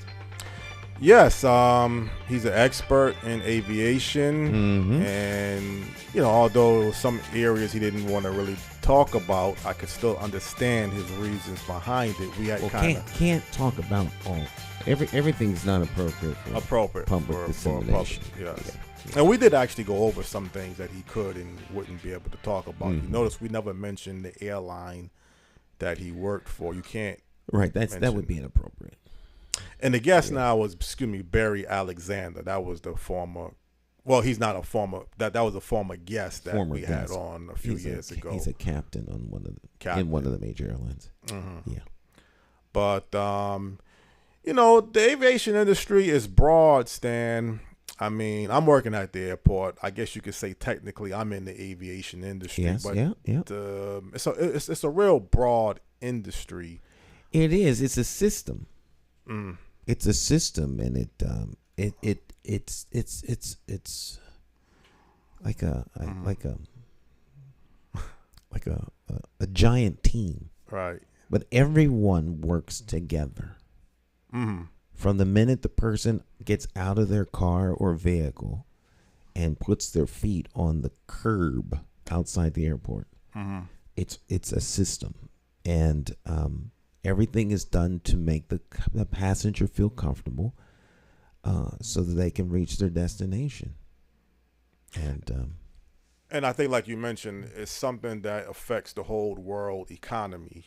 So even if Pratt and Whitney, let's say, so we can see. There you go. Yeah, even if Pratt and Whitney reduces its workforce, and I guess the aviation industry can reduce its workforce too, you can't eliminate it. You can't just totally downsize the aviation industry. I mean, you have to have a staff of people working. You have to have operations. Now, how they run the airlines, they could do it differently. I mean, they could have some airlines that fly more frequently than others, scheduling changes, how you build the airlines to hold more passengers or however. But you just can't, after 9/11 and even the pandemic a couple of years ago, because even the pandemic a couple of years ago, even though you didn't have any passengers on the planes were still flying. I don't know if they was flying their regular daily scheduling, but the plane was still going from point A to point B. But, the one thing he mentioned earlier that I kind of wanted to get into, he mentioned that there's a shortage in the pilot industry. But, Stan, as we talked maybe a few times in the past, you have a workforce shortage. And it's not just the skill level that's contributing to the problem, although that might be a big factor in some areas of some of your industries, that you just don't have enough skilled staff to meet the type of occupations. But if you talk to many different employers, they'll tell you that they're having a difficult time keeping up employees towards a staffing level. And, regardless, I think people will say the pandemic kind of contributed to this problem that we're having. And I don't know. I think on one hand, for a job seeker, it's a good problem, because you rather have more jobs and more jobs availabilities than the other way around. But how it affects, let's say, businesses, going forward, if they can't have enough staff people, they just can't function. I was looking at one segment, even the auto industry, that it affects you as the consumer because you want to get your car done in a timely manner. So if you go to a car dealership or a garage, and the first thing the dealership or the garage person will tell you is, well, it's going to take me at least a week before you could book your appointment. You may not want to deal with this. You would like to be able to get your appointments in, particularly if your car needs some type of service. And then for the people that own businesses, they're having issues, particularly auto garages, that they can't keep staff, people. And the segment kind of broke down some of the areas why. They brought up pay and compensation, the nature of the job. I was always under the assumption that most garages or dealerships, your mechanics, would get paid by the hour, but it's like a project or a flat rate, the amount of vehicles that they serve. Mm-hmm. I don't know what they make, but I'm just saying, it has really been, I tell you one thing, it's changed a lot since I graduated high school about the auto industry, and so I say the whole workforce industry. Well, things have, as we talked about earlier, change is inevitable and change is always happening. Mm-hmm. And I think the change is something that individuals such as you and I see, because we have something to compare the change to. Exactly. 10 years ago it wasn't like this. 15 years ago it wasn't like this. 5 years ago it wasn't like this. But to the 20-year-old who's entering into the workforce now, 5 years ago they were in high school. So to them, this is how it is. And 10 years forward, they will have had 10 years experience. And there will be a whole lot of folks too. So I think that, older people that are kind of insulated from what's going on, hear reports, and then they start seeing this change, and they're thunderstruck by it, because they're not witnessing the change as it goes along. But where we are as a nation, if you really dig a little bit deeper, you'll see that analysts have predicted that this is exactly where we would be. Mm-hmm. If not maybe right now, a couple years from now in the future. Mm-hmm. I think the pandemic pushed forward the change that was inevitable because of the shutdown. But these changes were coming. Well, the thing you're hearing is that you're going to have a lot of retirees. Your baby boomers are entering the retiree segment. Even commercial pilots, they have to retire technically at 65, as he mentioned. Yep, judges, a lot of people that are in commercial transportation, A lot of industries have forced retirement age. But see, as I said, and I guess you mentioned, as older people, you can clearly see, and I think it's a good thing to have more opportunities and have more doors available that you have today. I mean, there's some things that would have been more beneficial in the past that really doesn't exist today. But overall, you have more outlets. You have more ways to generate revenue. You have more things that you can do. Technology has speeded up the process of how you function a lot more better, I think, today than it's ever been. Now, is it a solution to every particular problem? If you would say you have a workforce shortage and we have unemployment issues of people having a difficult time getting into the workforce, you would say that shouldn't be much of a problem today because you can almost pick your industry. I mean, if you want to get into the building trades industry, you want to get into the auto industry. He mentioned the aviation. Excuse me. When you say people having a difficult time getting into the workforce, because this is an ongoing conversation that you and I have, people have to be prepared and trained. There's a certain level of responsibility on the person seeking the job to be job ready. I understand that. So, I mean, there's plenty of opportunity for people to work. Well, I'm talking like a second chance. I'm talking about people that have, let's say barriers in the past. Like if you have a felony, you have other factors, you have more of a way now to overcome those things easier.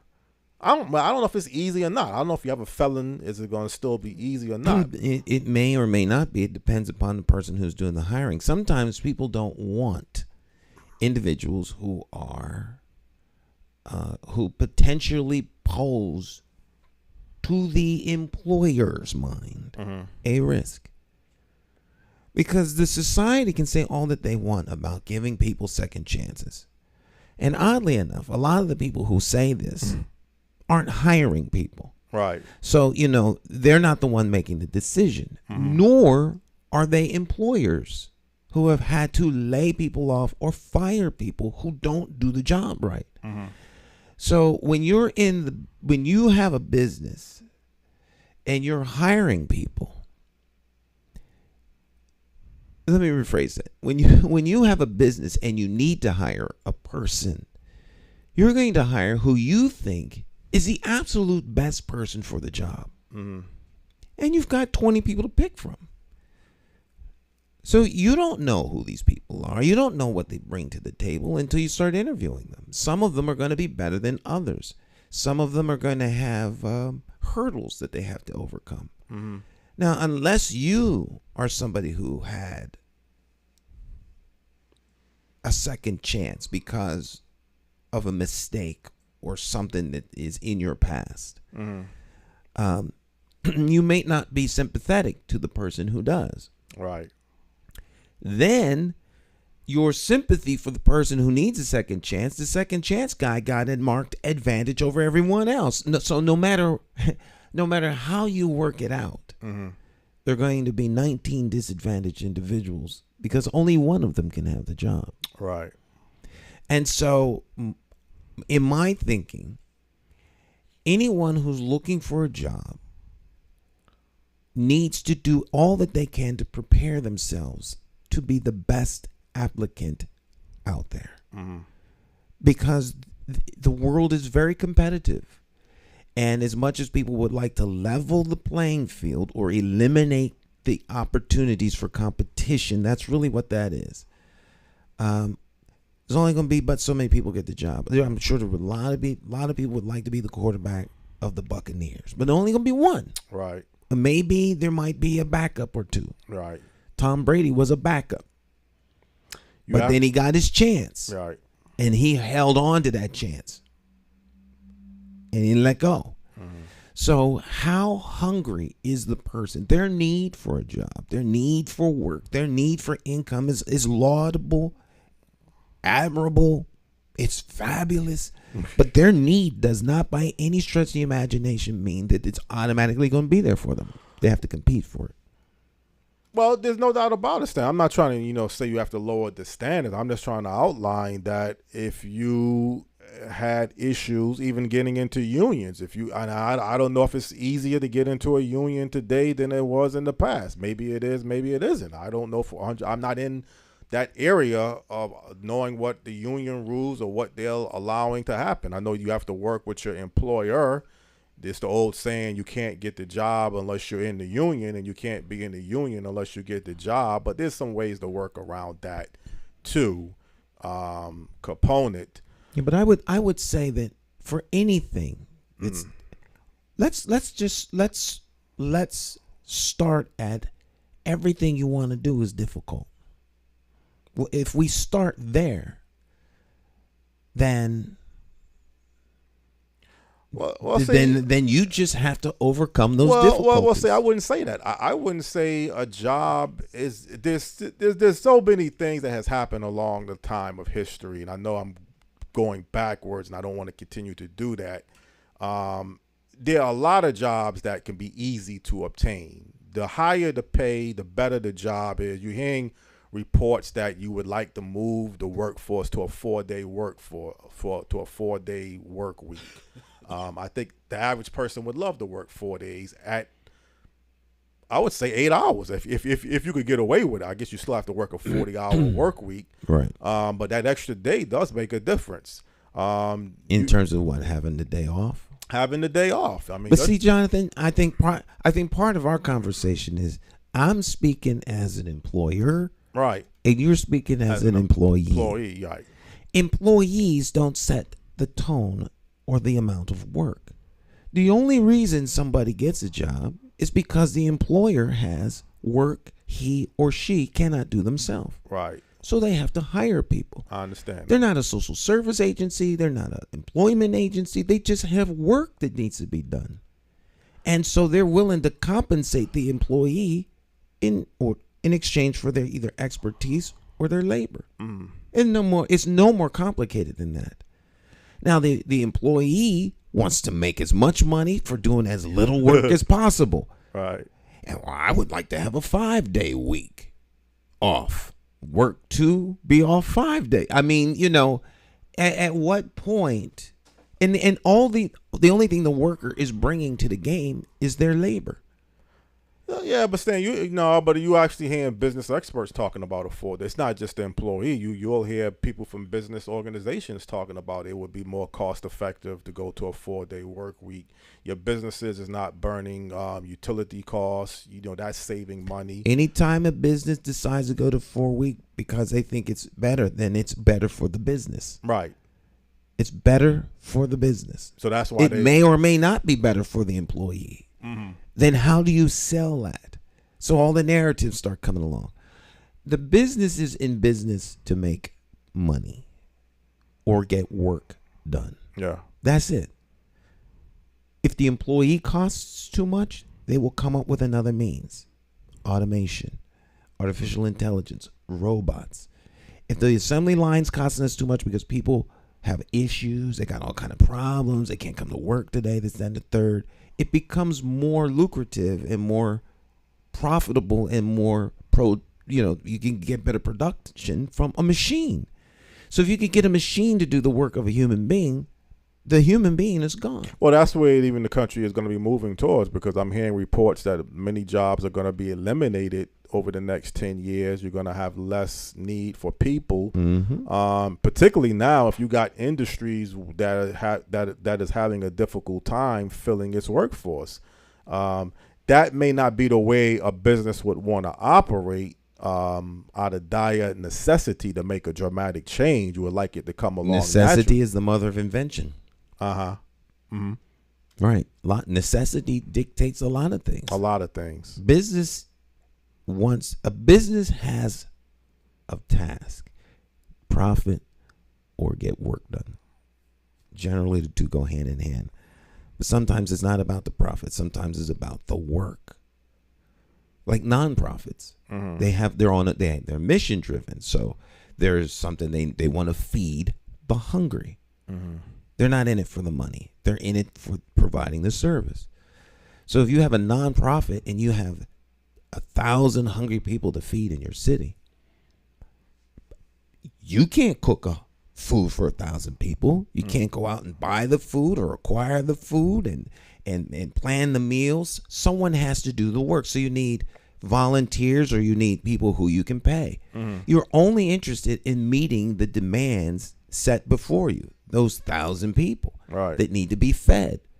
Now, the workers need to be compensated, so now you got to raise the money so that you can compensate the workers. But this is about providing a service, not employing people. Yeah, but you have to also be competitive as a business owner to realize if you're having a difficult time meeting its workforce, you have to now make your pay and your compensations more attractive. That goes without saying. That goes without saying. Okay, but only to the degree that you can afford to pay them. You can't, or you go out of business, Jonathan. Yeah, you go out of business. A lot of companies go out of business. A lot of restaurants out there out of business right now. Yeah. So the need doesn't mean by default that it's just automatically there.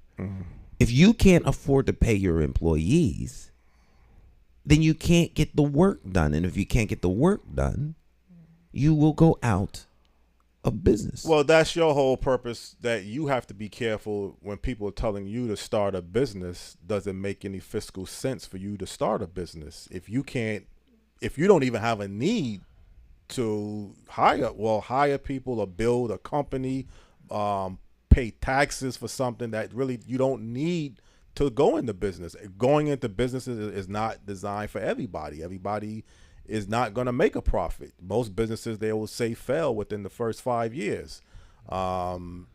If you want to help people and still make a profit, that's a good, noble effort. If you can do the two.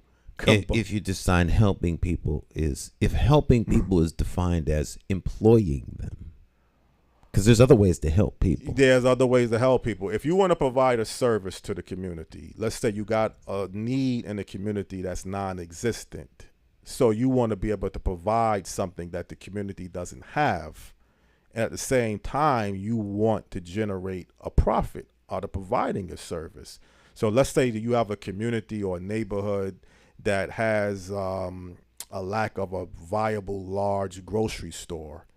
You want to provide healthy food for people. You want to provide food for people in the community. You also want to be able to make a profit. Obviously, that's the bottom line, is for you to make a profit. The best way to make a profit is to have a services that people need. And at the same time, if you can employ people and give people some sense of getting into the labor market in the community where your business is located at, it's like it's a whole mutual. It's a mutually beneficial relationship between the person who is in business and those who wind up working. Right. But this whole notion that because people need food, we have to put a grade A organic supermarket. Well, maybe it needs to be a nonprofit entity. You mean a nonprofit running a grocery store? No, a nonprofit food distribution center that distributes wholesome, good food. They're not interested. They're not profit driven. Yeah. A profit driven entity such as that might not want to come to a place. There's nothing in it for them. They're not in the business of losing money. That businesses can't function if they don't make money. But you just kind of answered a new question then. If our businesses can't open up a business to lose money and there's still a need for the community, then a nonprofit would be the ideal solution. I never thought about that. A nonprofit would be a potential solution because the profit supermarket isn't coming. They're not coming. Right. You can incentivize them to open a building, remodel, this, that, and the third, but the minute they don't make a profit, they're out, or they're going to close their door. This is not rocket science. It's like pumping a well.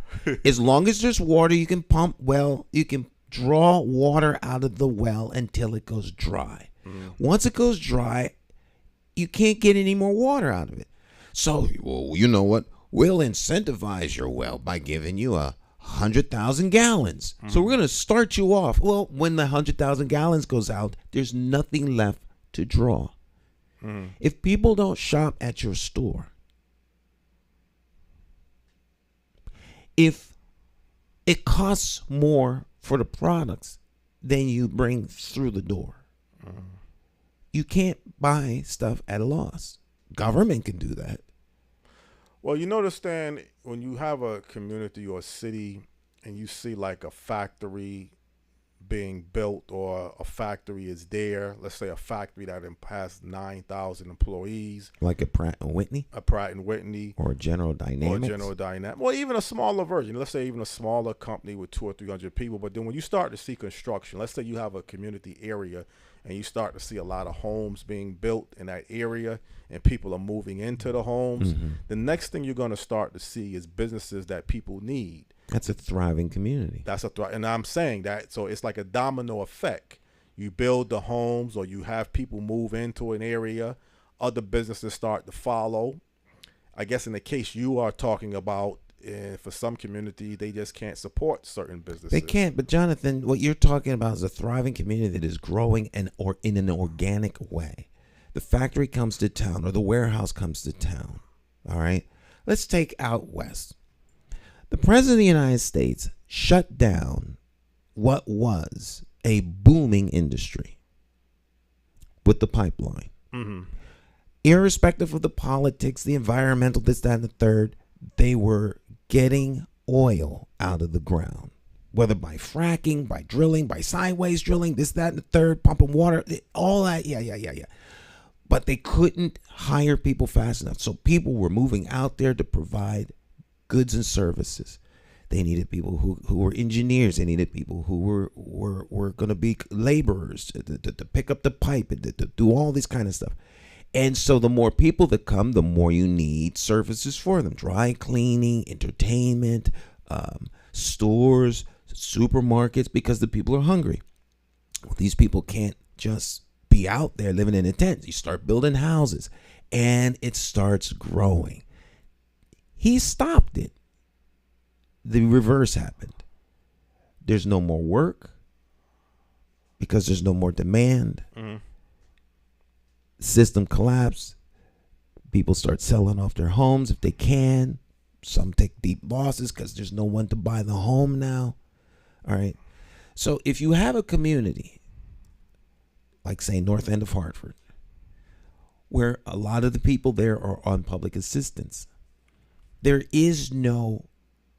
very little disposable income. Right. Folk aren't going out there paying, $15 a pound for salmon. Right. They're getting canned salmon or frozen salmon at Stop and Shop. So if you put an organic Whole Foods type supermarket in the middle of the North End and salmon's costing $15 a pound, who's going to go there and buy it? Yeah, well, see, when I'm talking about healthy food, and obviously organic is a form of a healthy food. It's going to cost more money, Jonathan. It's going to cost more money. So who's going to buy it? Well, Stan, right now, everything is costing more money all across the board with inflation. But that has nothing to do with it. That makes it even worse. If there was no inflation, before there was inflation, there was a need for an organic, great food place like Whole Foods. We just cut to the chase. Whole Foods will be our example in the North End. They've been trying to get something like that because the North End is a food desert. Yeah. Right? So the need for it doesn't mean it should automatically be there, because who's going to pay for it? How's the store going to stay open? If Whole Foods could make money with a supermarket in the North End, Whole Foods would be there, their competitor would be there, and their competitor's competitor would be there. Yeah. Because there's money to be made. Companies that are driven by profit go where profit can be made. If they're not there, there's no way for them to make money. Well, I'm not saying it's necessary, but it could be necessary, because I'm not in the inside with Howard Hill and what he's working towards. But I think if it's like it's a chess match, Howard Hill may be advocating one thing for the community, in the area where he has his business and his need towards. You are coming now to Howard Hill saying, look, it's just not, you don't want to come out and tell the man it's not durable. It's not going to work. I'm not in a position to tell him that his dream isn't doable. I don't know the full extent of what he wants to do. That's why I don't want to really elaborate. But let's just say for the sake, I would assume there used to be a grocery store in Unity Plaza. So most likely you would want to have a grocery store back there. So how many attempts at opening a grocery store in Unity Plaza have there been? It's been several. Have they been successful? Not of recent. Why? It's a key. People just don't have the money. They're not supporting it. Has anything changed to make a supermarket there successful? No, it hasn't. But again, Howard Hill is the one that will be putting up the money. See, it's one thing. And Donald Trump could put up the money. Warren Buffett could put up the money. Putting up the money for the store doesn't change the community's income. It's not about putting up money. It's about who's going to sustain it. Well, again, I don't know everything. I don't know anything directly other than what I hear about Howard Hill. Well, we don't need to bring Howard Hill in. This is not about Howard Hill. This is about the sustainability of a community. This is about the economic capacity of a community to sustain the type of stores that you're talking about. People talk like the need for it somehow makes it material. Well, no, I just brought up a store as an example when we was talking earlier about certain, you was making the example as the business owner. I was making the example as the employee. So I said a common denominator would be if you had, let's say, a business, you had homes, and then you had people. I threw in the fact that a grocery store as one example. There's other things that people need beyond just a grocery store. You know, I personally buy health products. The health products that I have to buy, I have to go out to Manchester to buy. I can't sit around and hope that a vitamin shop health store opens up somewhere in the northeast section. That's not going to happen. Well, that's what I'm saying. So I'm being realistic, Stan. But again, you know, is it convenient for me who has a car to go 15 miles or 15 minutes? Yeah, it's not that big a deal for me. Everything plays a factor. You need to have money. You need to know what you need to buy.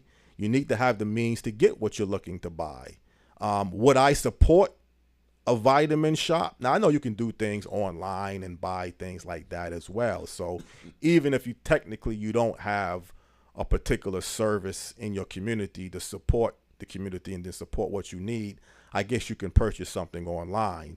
I like to be able to walk into the store, see what I'm going to buy, talk to the owner of the store if I have questions about the product. So that gives me more of a better feeling.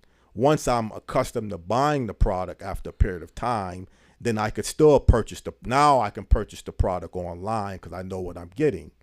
So I'm not saying everything is not just about just a grocery store. It could be many. That was just an example. That's what I was saying. It would be no different if you're talking about the vitamin store or a tire repair shop.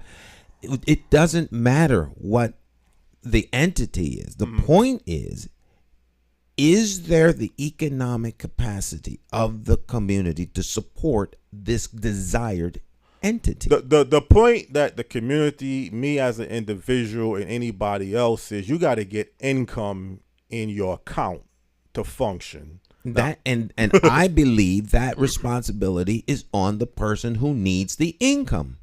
I don't have any disagreement. I was just talking about the worker shortage issue. I was just using the word. I said, and I still stand by this, that it is more opportunities with the workforce. If there's a workforce structure and you don't have enough jobs to meet the people, then it's going to be more difficult for you to obtain a job. Or if you want to create a business. I don't know. Everybody has their different individual choices. But just as the workforce as an example, now how much money you want to make, of course, as the employee, you need to figure out what is the best amount that you can make for the type of job that you're looking for. Nobody should walk into the labor market blinded and ignorant. Some things you will have to learn, on the job and learn throughout the business, but you should have a good understanding and a good idea. the job pays this amount per hour. This is what I'm going to make per week. This is what it's going to cost me to get to the job, how much I'm going to burn up in fuel costs. So everything you have to put into your budget. After a period of time, does it make sense for you to stick with this job? Are you getting better? Is it fitting all of your needs? Some people will say today with inflation, you have to make more money than you did 2 years ago because things have just gone up tremendously. What it costs, like I mentioned last week, you go to a grocery store 2 years ago or last year, something cost $40. Now it's $80. Am I making enough money to keep up with this every single week? Well, I guess for me, Jonathan, this ongoing conversation is to what end? Well, promote something about opportunity. I think I mentioned to you something even this past week. What was it? What link did I send to you this past week about the friend, the co-worker at the airport is switching occupations. He's going into the lawn care business. So I think I sent you a link of a lawn care business, particularly for young people who have that energy and, physical stamina that might be a good fit for younger people. The whole notion that you're constantly hearing in nauseum that we keep telling people that they have to go to college. You don't have to go to college to have a viable career today, I think, than you did more in the past. Is it a guarantee that if you go into the guy that I know, the co-worker, he's going to be making more money working in the lawn care business than what he was making? So to him, that sounds like it's a good fit. He sounds like he wants to make more money. He wants to make more money. So I'm just saying that's just another job that they need people. I'm just saying. So well, they need people in all kinds of jobs. So I mean, I still don't understand. Is the message getting the people that need jobs? I guess that's the question I'm trying. So to, I'm like, yeah. Where's the question in this that can be answered? Well, is the message and information the people out there in the community that is still unemployed or underemployed? Is they're getting the message, or they're buying into it that you can be able to get into the workforce and you would be somewhat better off working as a productive citizen if you have more choices to fit your interests, which is something that I would like, that I like personally. I like to now have more choices. Well, I think that's great, Jonathan. I'm saying that. There's not a problem then, in your opinion, with the information reaching people. No, because people know that they need a job. No, but I mean, they know where the jobs are. They know who's hiring. Jonathan, it's the responsibility of grown people. Yeah. Young people. Well, know that they want a job, so they go they go to McDonald's, they go to workforce development, they look for ways to make money. So then that means there's no problem. Then I don't see how there can possibly be a problem. I use food as an example all the time. Yeah. Do people know that they could go to different places and eat? Right. I can't speak to that. I know they need to eat. Right. So some people may eat at the same place all the time and never go to another restaurant. Why don't you go to another restaurant? I don't know. I mean, these are personal decisions people make. Everyone knows they need income so that they can purchase stuff.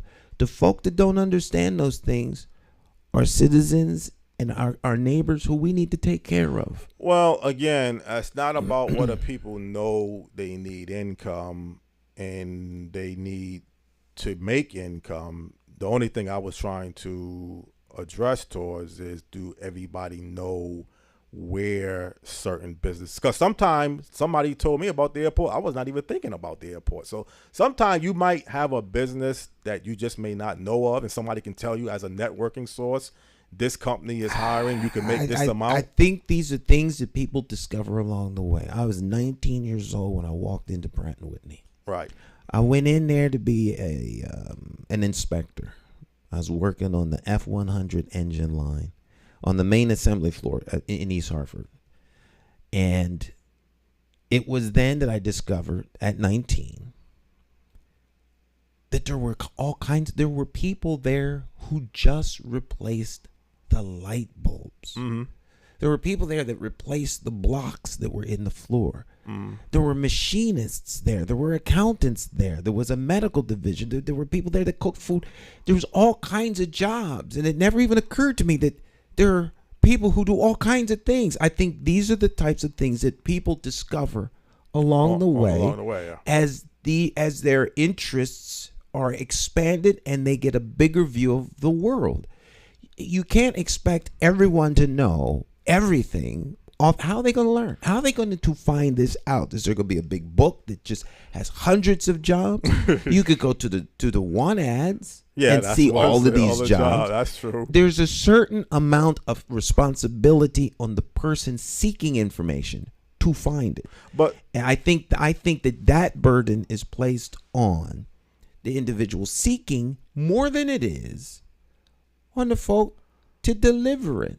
I think that on everything, people say, well, government needs to do a better job of reaching out. No, you need to do a better job of finding out what's available. Well, let's connect the dots with your starting point. Wouldn't you say your father, who you mentioned many times, at least to me many times, I am aware of, was in the aviation industry, so that played a role in giving you somewhat of an introduction? That played a direct role. And that's what I was introduced to. I wasn't introduced to computer engineering or science or anything else. My dad was a mechanic, worked for Airline. He became the director of maintenance. I didn't want to be a doctor, that's for sure. That's what my mom was. So I gravitated toward aviation. Right. There's thousands of things I could have gravitated to, but that's what I knew. Most people are like that. Right. That's human nature. Right. Because you know what you're exposed to, and the things that you're familiar with are the things that you move toward. And then you discover other things. Yeah, but then you will hear certain community leaders or whoever that they classify themselves as that we have to broaden the horizons of people. You know, is one reason why many times in the past, I don't know if they still have it today, you had Camp Current. So you would take children from the inner cities, bring them out to the rural setting, show them different areas of life that they would see non-existence where they grow up at. So during the summertime, you know, you had Camp Current taking kids who don't have parents, who have money to take them for vacations.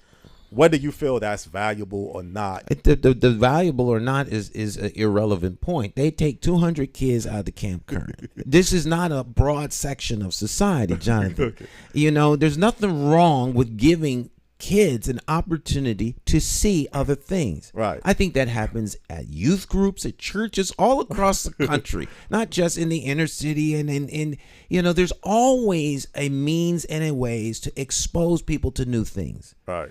That's because people are concerned about them or they themselves are concerned. But that is not the mission, the broad mission or responsibility of the society at large to make sure that everybody knows everything there is to know so that they can make a choice.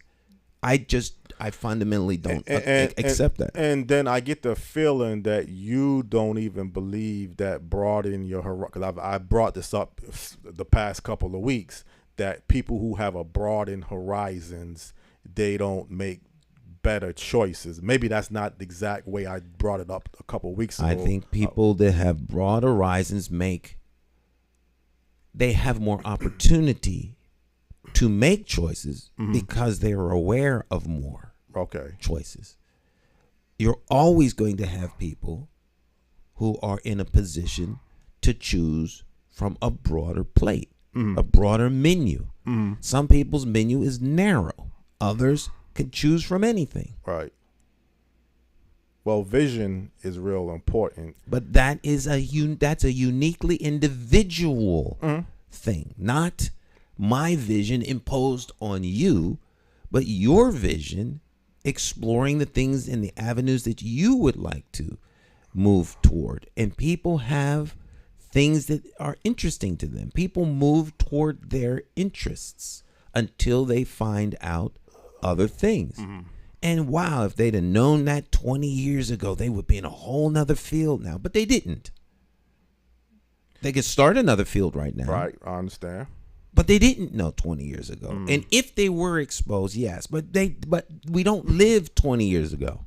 we live now. So, but the 20 years now, you can start with who's at the plate today. So, if people call themselves concerned people, and you see young people graduating high school, you want to set a type of outlook for them to aim for. So who are these concerned people? That's what I'm trying to find out. I mean, it could be, well, see, the concerned people could be me. It don't have to be that you. So are you concerned enough to go up to the high school and talk to the young people when they come out of school about the possibilities?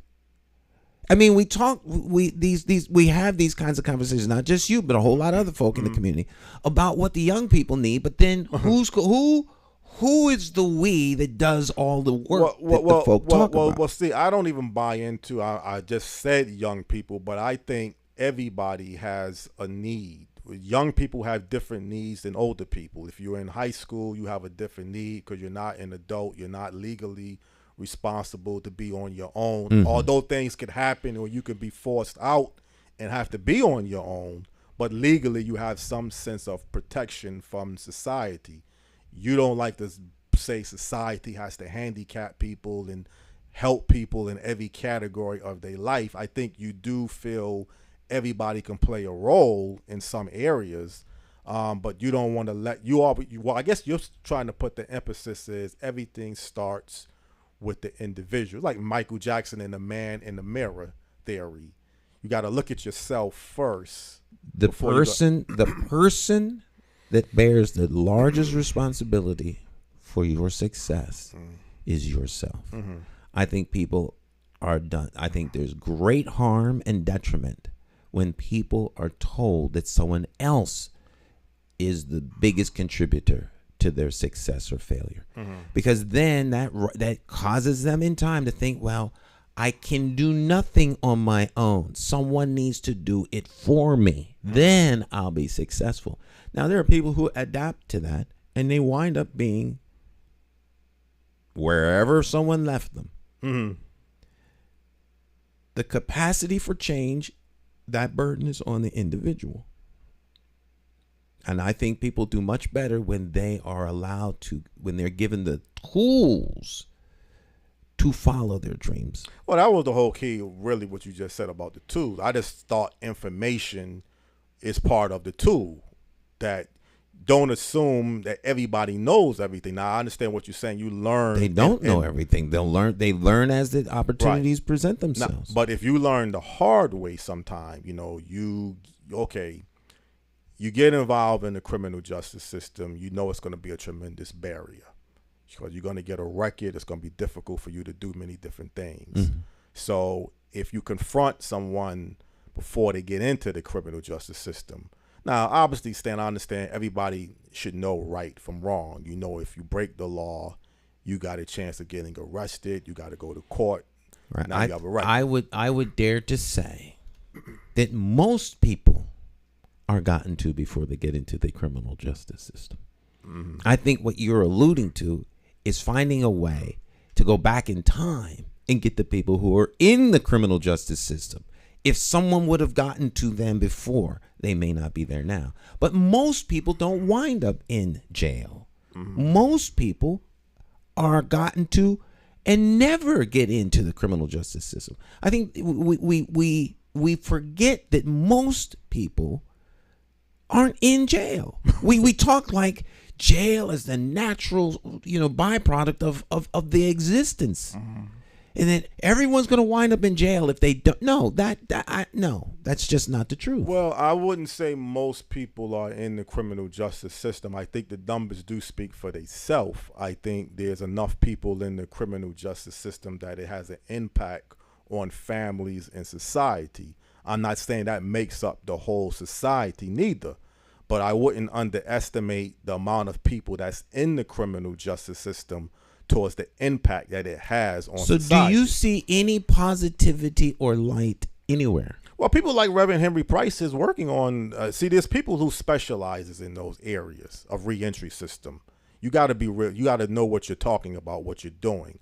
Me giving an opinion is not like Reverend Henry Price, who works directly with people in the criminal justice system. Right, but he's helping people come out of the system to go on the straight and narrow and find a means to live.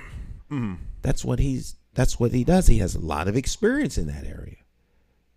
He has experience on both sides. Exactly. So he can give people and speak to them in ways that they understand. Now, you're not talking about people in the criminal justice system. You're talking about preventing people from getting there. And so I think that in order to, let me rephrase this. One has to see opportunity in order to grasp it. If one sees no opportunity, then there's nothing there for them to grasp. Right. If all they see is gloom and doom and no opportunity and no work and no way and no information, what is there to motivate them to grab at opportunity? Well, let's put it now towards the puzzle then. Don't just take my opinion, take your own opinion. If you was to get up every single day, Stan, and you went to Unity Plaza and you stood there for 4 or 5 hours a day, I don't think you're going to see much opportunity. You might can see something every now and then, but overall, you're not going to see much opportunity there. Right. Now, if that's the best that you can go to, if that's the means where you're at, and that's where you're limited towards, don't expect much of an outlook change, because nobody, like Reverend Brown has said, nobody on a white horse is going to come down and rescue you. There's 2 ways to process that. If I go to a place, because I like to make it, push it to a need, and no one needs anything like they need food. Now, if I go to Unity Plaza and I stand there on a Sunday and I'm hungry, and there's nothing open, I shouldn't expect to eat. All right. So what do? Stay there? Or maybe I look elsewhere for opportunity. If you keep going to Unity Plaza, no, there aren't very many opportunities. But you keep going back there. Yeah. Year after year after year. The logical course of action would be to look somewhere else. All right. Maybe you look downtown. All right. Maybe you look at East Hartford. Maybe you go to Detroit. Maybe you go to Philadelphia. You have to go where opportunity is. If you don't go to where opportunity is, you will never be able to take advantage of opportunity. Well, that's the roadmap now. So again, it all falls on the individual. The individual is responsible for getting away from Unity Plaza and getting to where he needs to be at to fit whatever he needs. It's not even for Howard Hill, although Howard Hill can play a role because he's concerned with Unity Plaza. He has a business very close, if not in Unity Plaza, but basically right down the street. Well, I can't speak for Howard Hill. But you just answered the own question, though. You're going to get the same thing if you go to Unity Plaza. That's just what I asked you. If you go to Unity Plaza for 4 to 5 hours a day and you spend every day there, that's what you're gonna. That's what you're gonna. Right. There's enough non-forward move at Unity Plaza to cause the average person to think this place is not prospering. Right. That closed, and that closed, and that guy's talking about closing. Maybe I should go somewhere else. So you do. You, as the same person with knowledge, you wouldn't even spend more time than you have to be, unless you have to go to Unity Plaza for whatever reason. So you, as the person who has your head screwed on, know this is not going to get me anywhere, will leave Unity Plaza within 4 to 5 minutes.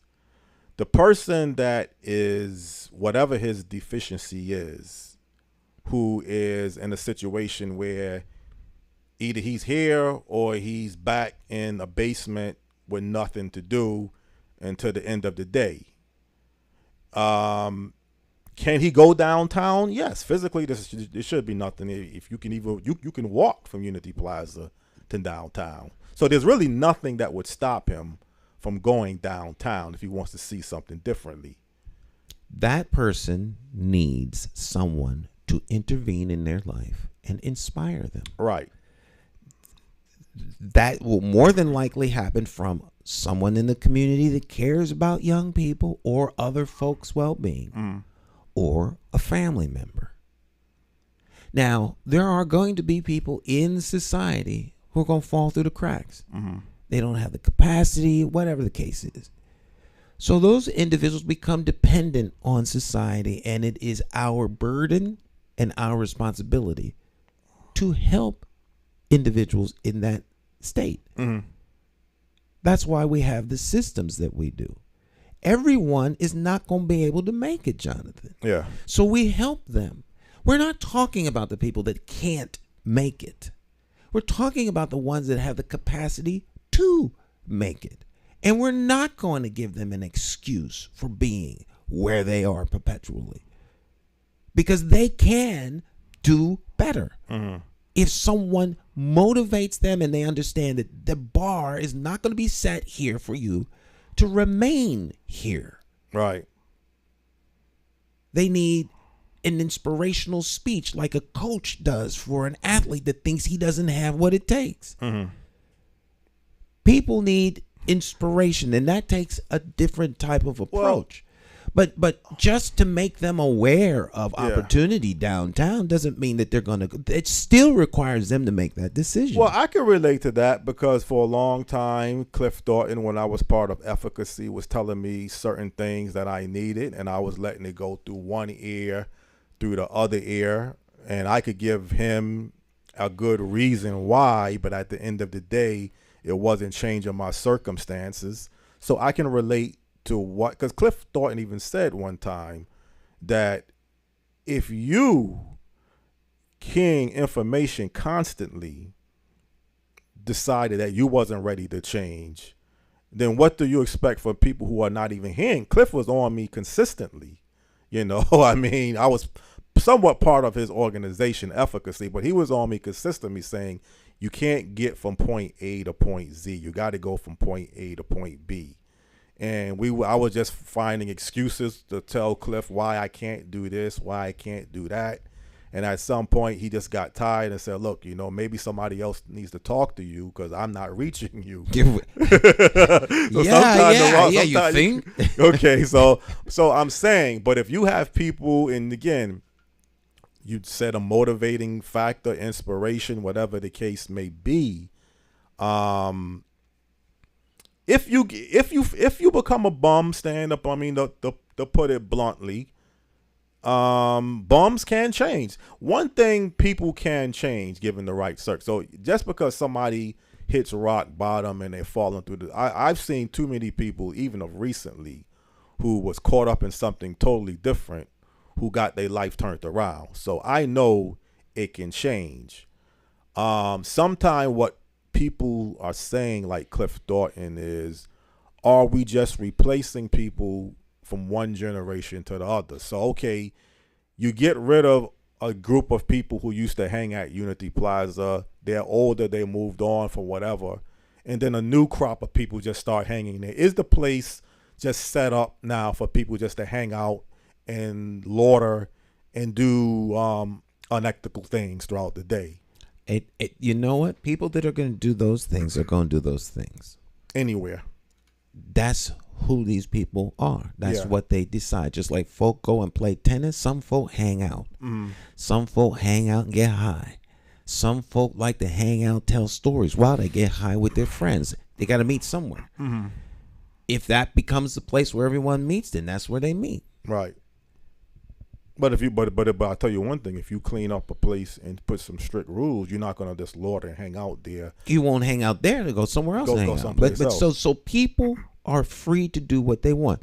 Society determines whether or not you're hanging out, smoking blunts, getting high in the park is bad, relative to hanging out at the country club, getting stumbling drunk, drinking martinis. Right.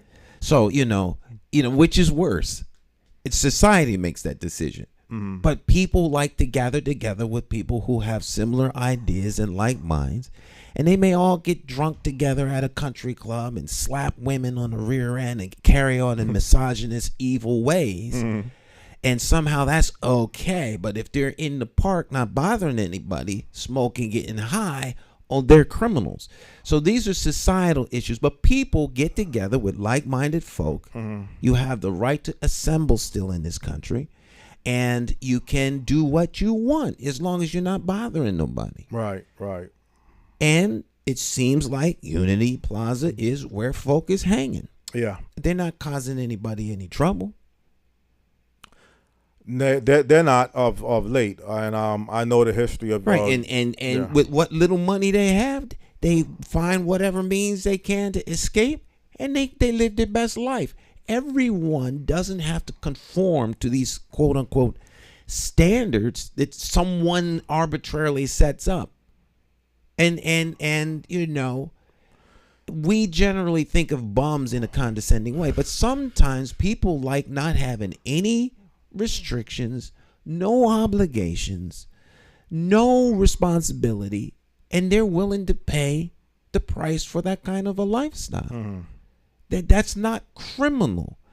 If people have opportunity to access, if people are not cut off from the opportunities to access things, that's the best people could ask for. If you go to other countries where poverty reigns supreme, and I mean, you know, the wealth is in the hands of very, very few, where there's very little government structure. If you're poor, then you're in a bad situation generally for the rest of your life. Right. In this country, most people are blessed to be able to have opportunities to do almost anything they want. We have people who come into this country from other countries under the worst conditions and prosper. We have people who are right now in Unity Plaza who 2 years from now will have their lives totally turned around because they made the decision to do so. There are people from every bad part of the country, in this country, who have succeeded.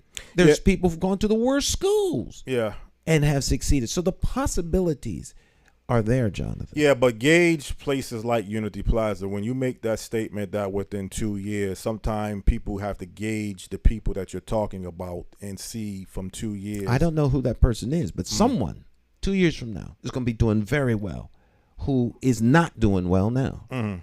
Just the law of probability and the nature of human beings. Right. Well, same thing you almost say with the pandemic. 2 years ago, the country was completely shut down.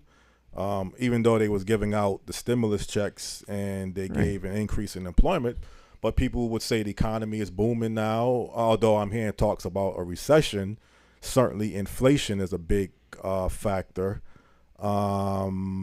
But again, I mean, to every individual, you can't, you know, every individual has to be gauged differently than the next person. So, you know, I'm not going to disagree with what you just said, that there could be someone at Unity Plaza or some other disenfranchised area that within 2 years is doing better. There's been such times when I didn't have any money, I didn't have my car fixed, and within months, I think the longest I've ever been without a vehicle is 8 months. And that got changed. Although, you know, you got other issues that you're dealing with. So until everything gets kind of back where I personally feel, for me, I'm not speaking for the community, then I'm not going to rest on my laurels. But certainly I like overall where the country is at, certainly compared to the pandemic 2 years ago when everything was just shut down. You couldn't go into businesses. You couldn't do nothing. Arbitrarily shut down and unnecessary, as it is turning out that it was. As I was saying, I'm so glad I'm on record as having said all that stuff. Day after day, post after post. Now they're coming out with the fact that they made a mistake. When you arbitrarily shut down a mom and pop store, but you leave a Walmart open. You know, all of this is just, it's the absurdity of all the damage that was done to the response to COVID. Not COVID. Yeah. The response to COVID, which is unseemly. People should go to jail for what they did. Well, let me ask you another question. I mean, I heard back from Bob Stefanowski, believe it or not, a few days ago. Oh, okay. He's not making no guarantees, but he said someone would be contacting me from his staff. But let's say the governor's election, Brandon McGee, who used to be a former state representative for the Hartford, Windsor, Bloomfield area. I think it was what district. He was a state rep before he had to step down. He has a key position with the Lamont, not the administration, but with his campaign, the election staff. Are you interacting with him? Do you know anything beyond what you said? He had contacted you a few weeks ago with the media lunch that you had with Governor Lamont. Do you kind of know what his role is as a political? I believe director? he's the political director. Yeah, but what does that really mean beyond? That's what I'm trying to find out. I can't speak to that. You'd have to ask him. I don't know what his role and responsibility is. Well, I guess right now it's working with the re-election to get him re-elected. He's not part of the administration, although he stands very good chance of being part of his administration. He's not part of the administration because it's in the political side of this is the politics. They're trying to get him reelected. I would imagine after the election is over, should the governor get reelected, he would become part of the administration. Well, he was a state rep. He ran for mayor of Hartford. I don't know, man. I don't really know too much about him. I mean, I send him some messages, like I sent a few people on Facebook. I've met him a few times. He put together a couple public forums that I had attended. Yeah, Brandon is quite capable. Capable of what? Of whatever the task is. I mean, he's a very capable human being and sharp and is. I think what I'm really trying to allude to is if let's say Lamont gets reelected, would he be like the link to the community? I don't know what position he would be. I can't speak to that. Okay. I have no idea. Is it needed then? Do we need a linkage from people through state government to the communities of the urban centers? I would say we have a system in place that does that already. It's called your state representative, or your town councilman. And people don't use them. Right. So rather than to reinvent the wheel or make a whole nother avenue, let's try using the ones we have. People don't use the resources available to them. So you don't, in my opinion. So we don't really need another new urban task force or another urban policy. We don't really need that. We already have those. What about the ones we have that we don't use? That's what I'm trying to find out. We already have that to do that. Right. What we lack is the will to get something done. And so until the will to get it done is exercised to execute, nothing happens. All right. Well, that's what I was wondering, maybe if, people you always hear every now and then, we need an urban policy, we need an urban agenda, we need an urban initiative. Truthfully, the Lamont is going to win the urban cities. I don't think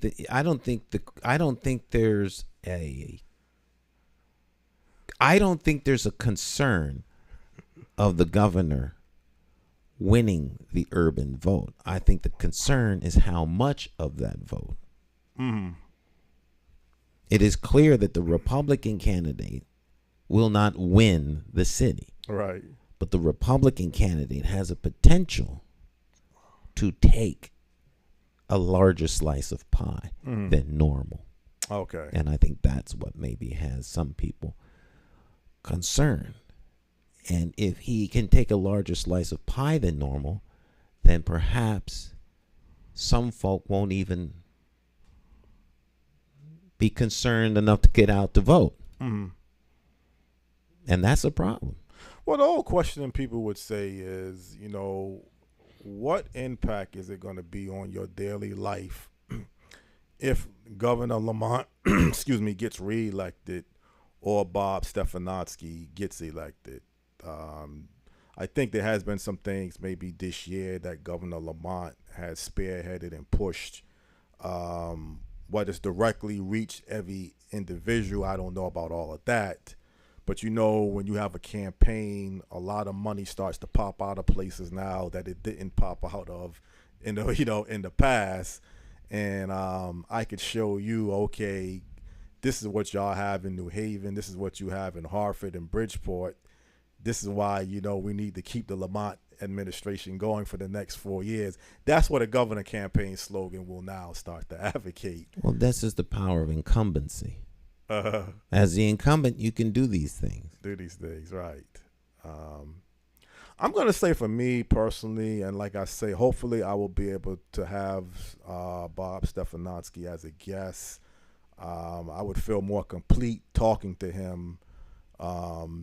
Even though he had responded back to me, the fact that he still is not said, he actually said he's not saying yes, that he's going to be on this show. But he's not saying no. But he's not saying no. So, right. I think it's just political. I think if this wasn't an election year, I wouldn't hear back from him because I got proof of that already. But I'm willing to. But didn't you talk to him once before? Wasn't he you've never ever had him on? I've never had Bob Stefanowski on, no. I've never had him on. I had. We may not have the audience that he deems necessary. Right. And so I understand. So don't take it personally. I absolutely don't take it personally. Right. Because time is money, and time is very valuable in an election. Where you spend an hour of your time matters. And to spend it where no one hears you or your target audience doesn't hear you is a waste of time. It's a waste of time, right? And again, that's why many times you don't hear the Republicans come into the urban cities because their time is very valuable. They have to do enough. Right. I think it's a big mistake when Republicans don't come into the urban centers. At that point, the issue is the issue of concern and availability trumps the time factor. The time, the perception outweighs the amount of time you think you're saving, because there's a perception that the Republicans don't want to be involved or don't care. Right. So that is not a good perception. It works against you. Now, at least they could say, at least he cared enough to come. That changes everything, because if people are not going to consider you if they think that you don't have any kind of good relationship in them. Well, he don't care. So at that point, who cares? But if he cares, at least now you maybe want to give him some consideration. But you have to be present for that to happen. Yeah, but the only thing is, and I know you was able to meet with Bob Stefanowski, so you have more firsthand experience interacting with him than I do, who have never met him. But I think the community as a whole don't need just sympathy. We don't need someone to just show up. And I know he was at the parade, so that's nice. I don't want to say everything is politics, but I think realistically, political showmanship. Well,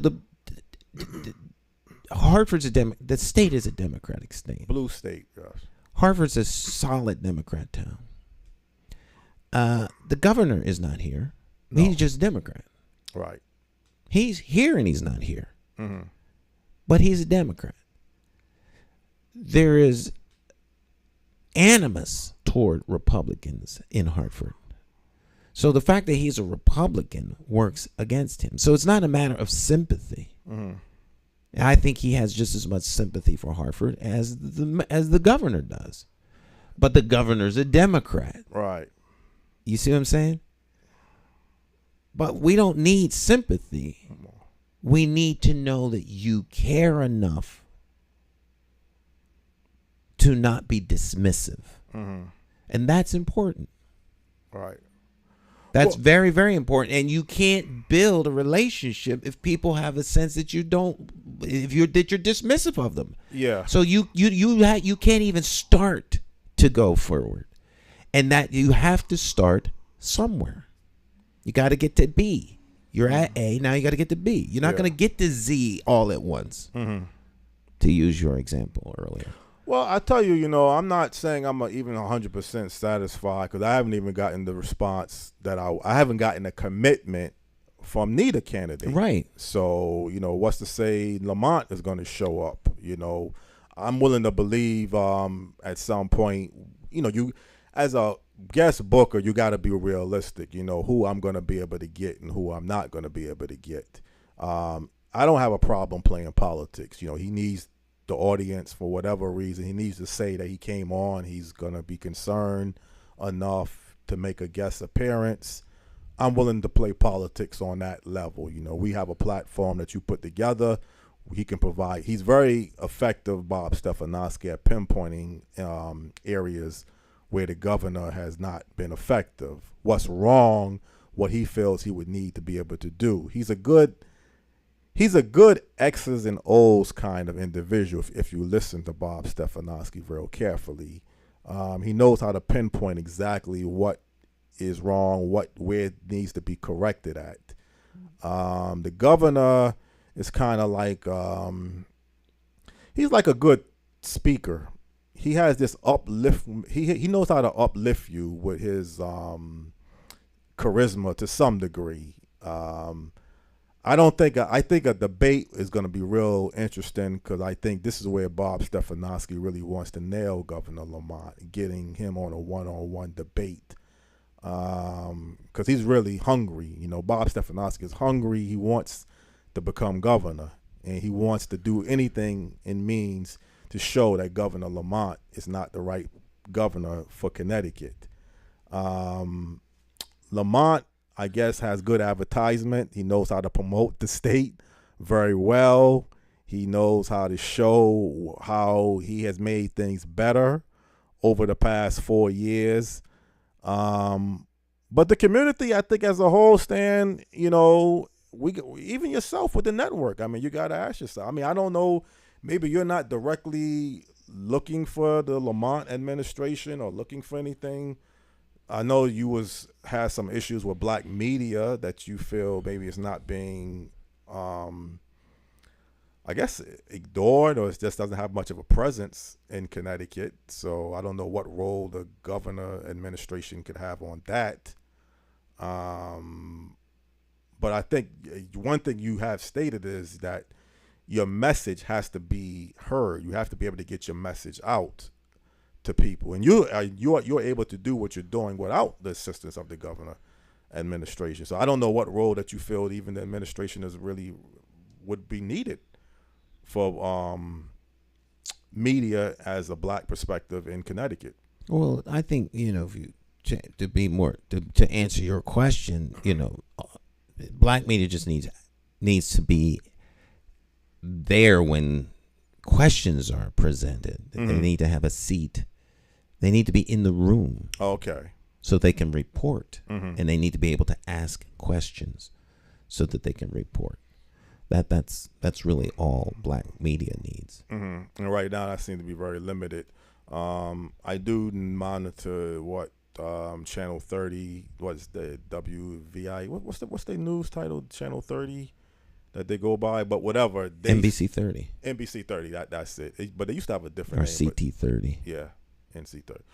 But they seem to be more of a voice for black people in the greater Hartford area in Connecticut. I do see a lot of segments that they put together showing positive things in the black community that I don't really see on the other networks. At least I don't see as many as what I see on NBC.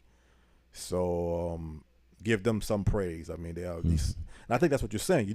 You feel the black media needs to be heard. They needs to be invited to certain things at the table. But I think you also need to be able to present what you feel is needed too. It's one thing I can listen and talk to you, but let's say if you got some ideas that you want to promote. Well, I mean, if you have when it's not political season, mm-hmm.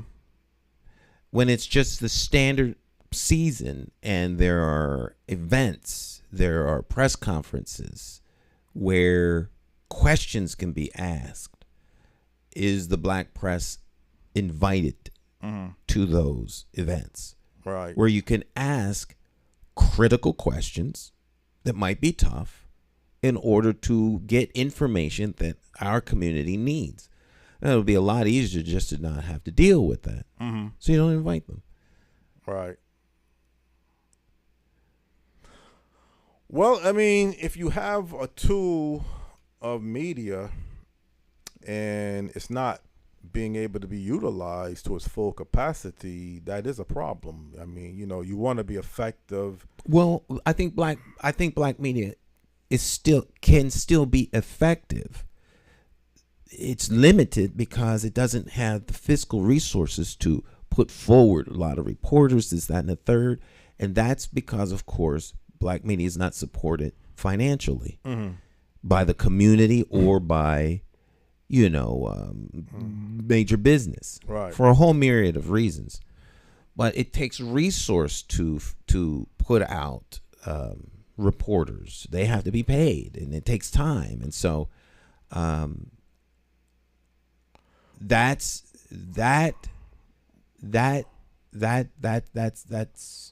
Well, so we may not have that kind of reach, but we still do have our communities. Now, the black community is significant enough that there should be press releases go out to all of the black press. Now, if they don't show up, that's another thing. But if they don't know about it until they see it on the news, then there's nothing that they can do. Well, that's even the event that you was participating in on Sterling, that you participated in on Sterling Street. I mean, had it not been you providing the coverage, that event wasn't going to be publicized. I mean, Well, that's not true. That's not true. it was on other media. I like way back here in my mind, I think I saw it somewhere, but it was on the front page of the Current. Okay, so it wasn't. All right. So I read the story in the Current. And I'm like, wow, I need to cover this. So I covered the event. I called Kamora Harrington and asked her. Well, I didn't call her. I reached out to Kamora Harrington and asked her, would it be okay to come and document this event? Okay. And would it be okay with the actors and the people involved? She said yes on both. When I got there, I asked the actors if they had any problem. They said no. So I recorded and documented the event, and now it's something that people can see. I like to document those kinds of events. Now, there are very few entities that are going to come out and do something like that. There's a group of photographers that also do the same thing. And some of them were there. So there's a group of us that go out and document what goes on in the city. Otherwise, it wouldn't be documented. Well, that's what I meant. Yeah. That had your network not been there, it wasn't going to have no media coverage. But you did mention that you read about it in on the Current. On right. the Current. So I only say that because the Current is major media, and it was on the front page of the Current, as I recall, Saturday's Current. Okay. So, because I found out you had put something on social media, so then I said, okay, J. Stan put this information on the event, and then you covered it, and I was able to take a look at it. Although, because like you say, sometimes you don't like the fact that the media is just outlining, and I'm at fault for this because I'll pinpoint a homicide or a crime more often than I should, than promoting something positive. So I play into the same role that the so-called media plays into. They cover the inner cities the majority of time when something bad happens. Something good happens, they're limited, and myself included. I don't promote, although I did told one of my friends about the event that I just had to work that day and I was tied up.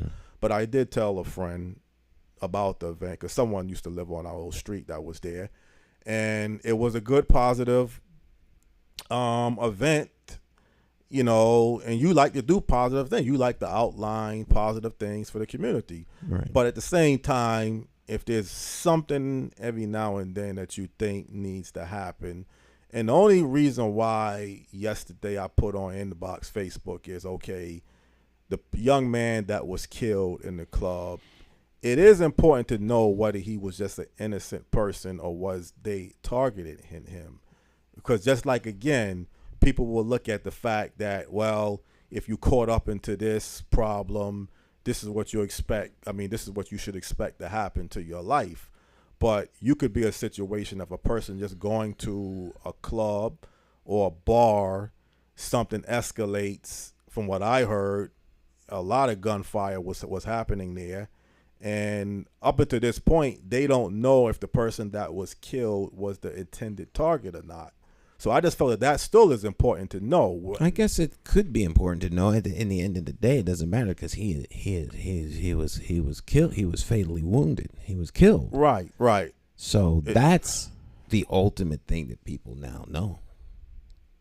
Okay, but if he was just someone, whether he was an innocent victim or the intended target, the end result is still the same. Mm-hmm.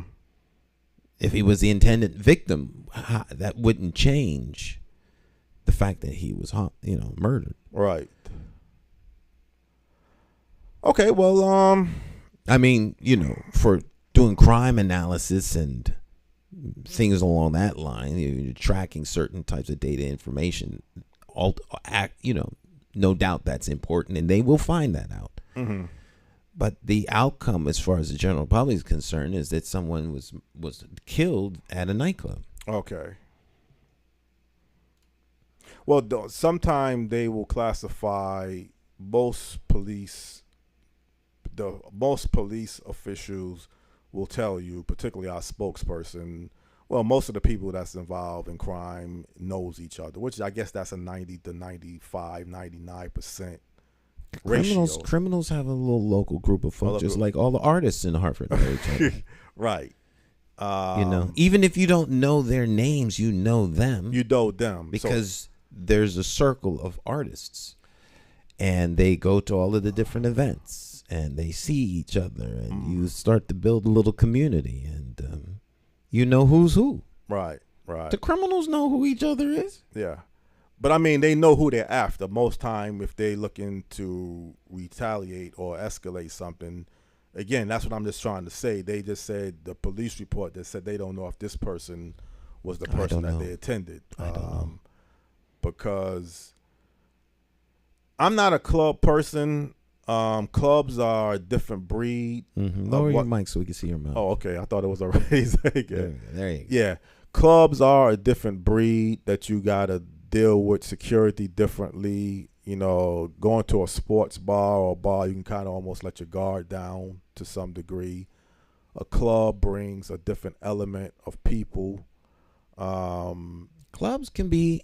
I remember the very first nightclub I went to. Mm-hmm. I was 19 years old. A friend of mine took me there. He was much older than I was. He probably like 30 or so. I went there with two friends of mine. And I was the 19-year-old little fella.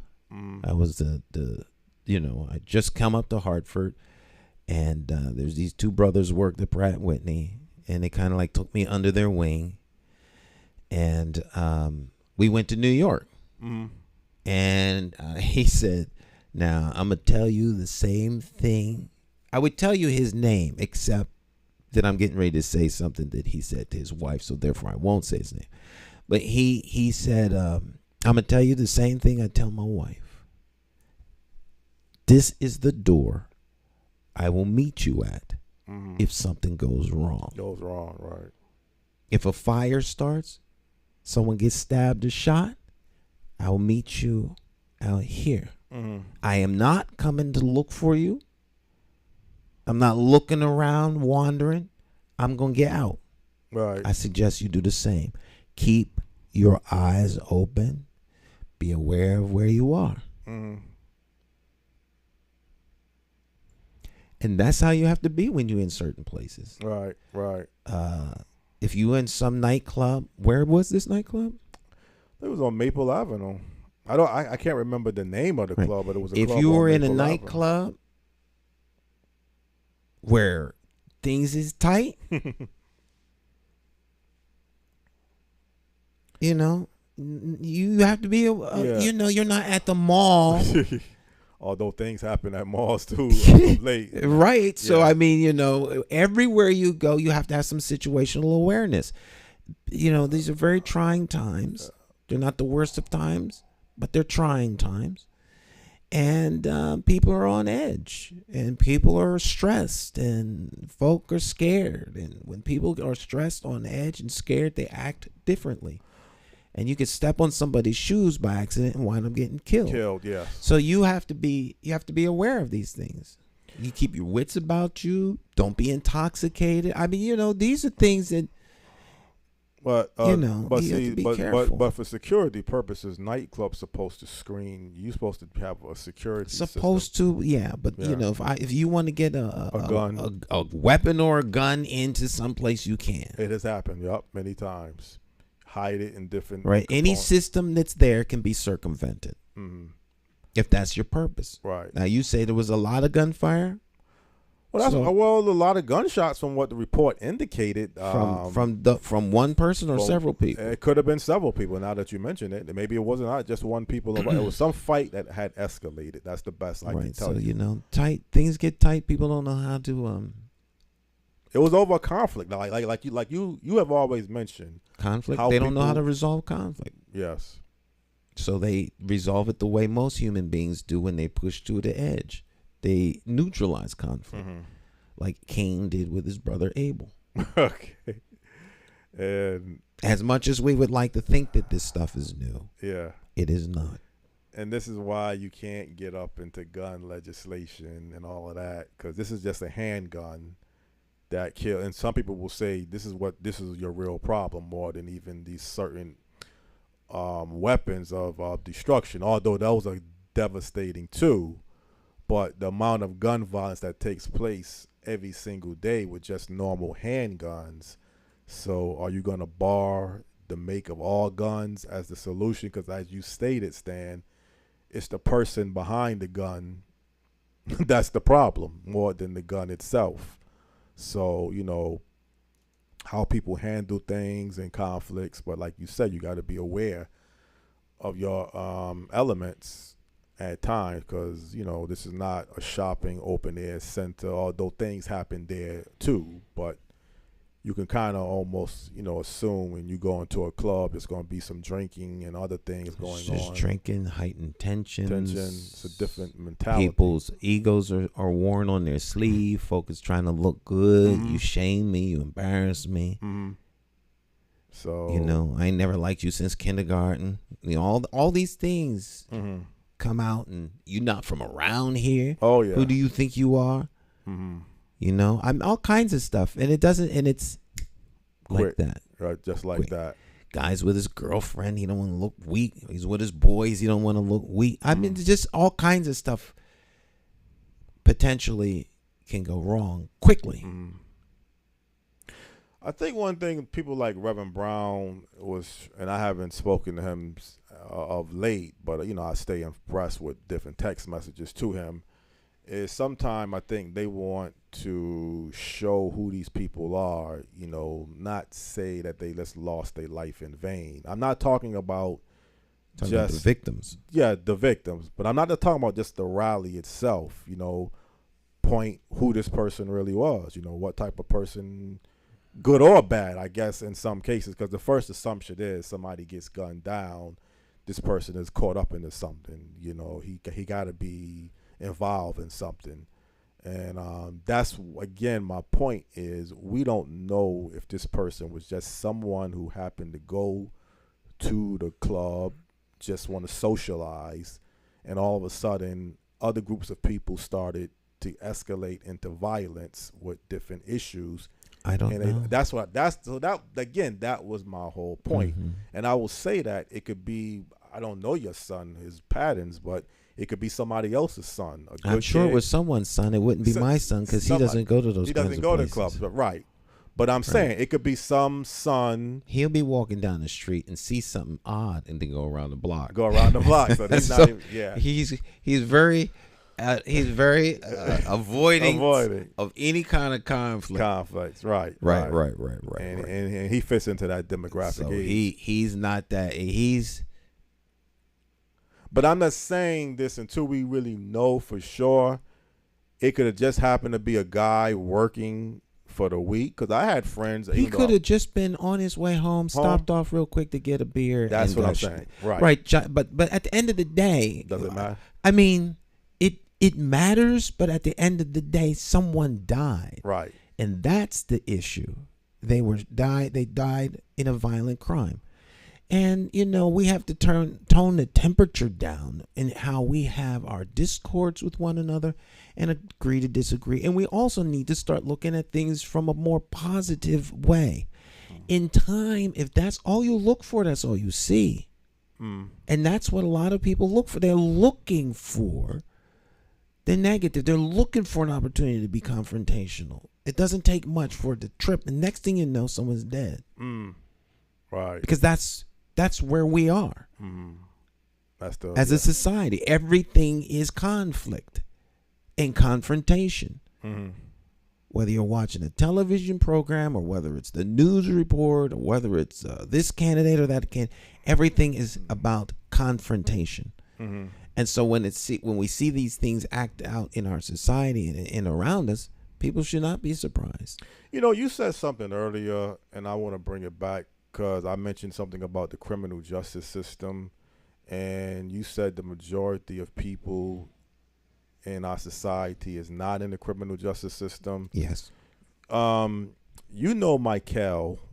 What's his last name? He always tell me, I keep forgetting his last name, but McCauley, Caffey, I believe his name is, or something like that. He told me the majority of people that he grew up with in his environment in the Upper Albany Avenue is either out there doing something illegal, negative. They've been shot at. They've been assaulted. Some have been killed. Some have been in and out of prison. So it sounded like to me he was knowing most of the people he knew. That very well may be. Was in that scenario. That's his circle. Very small. Very small circle, right. Right. Most people are not in prison. Now, that doesn't mean that most of the people that someone knows, if everyone you know is involved in doing stuff wrong, then the likelihood of them being in prison eventually is quite high. Quite high. So that circle that he was in and other people, that's the key factor. The circle that you hang out with or that you associate with. Right. You could find people who will be able to tell you, well, like everyone I know either has a master's degree or a bachelor's or a PhD. Everyone I know went to college. I mean, yeah, because those are the people you know. Those are the folks you hang out with. So. But that doesn't speak to everybody, right? And when we say most people are in the prison, no, most people are not in the prison industrial complex. Most people don't make decisions that wind them up in jail. Just the numbers. I like to go by the facts, though, the numbers itself. So if you make, Alexa, how many people are in United States prisons? Here's something I found on the web. According to Wikipedia.org, it is estimated that there is around 7 million people incarcerated in the United States. 7 million people. Oh, that's a significant number, though. Alexa, what is the population of the United States? According to the 2020 U.S. Census, the population of the United States is 331 million people, which is a 7.1% increase over the 2010 U.S. Census. Population is going up.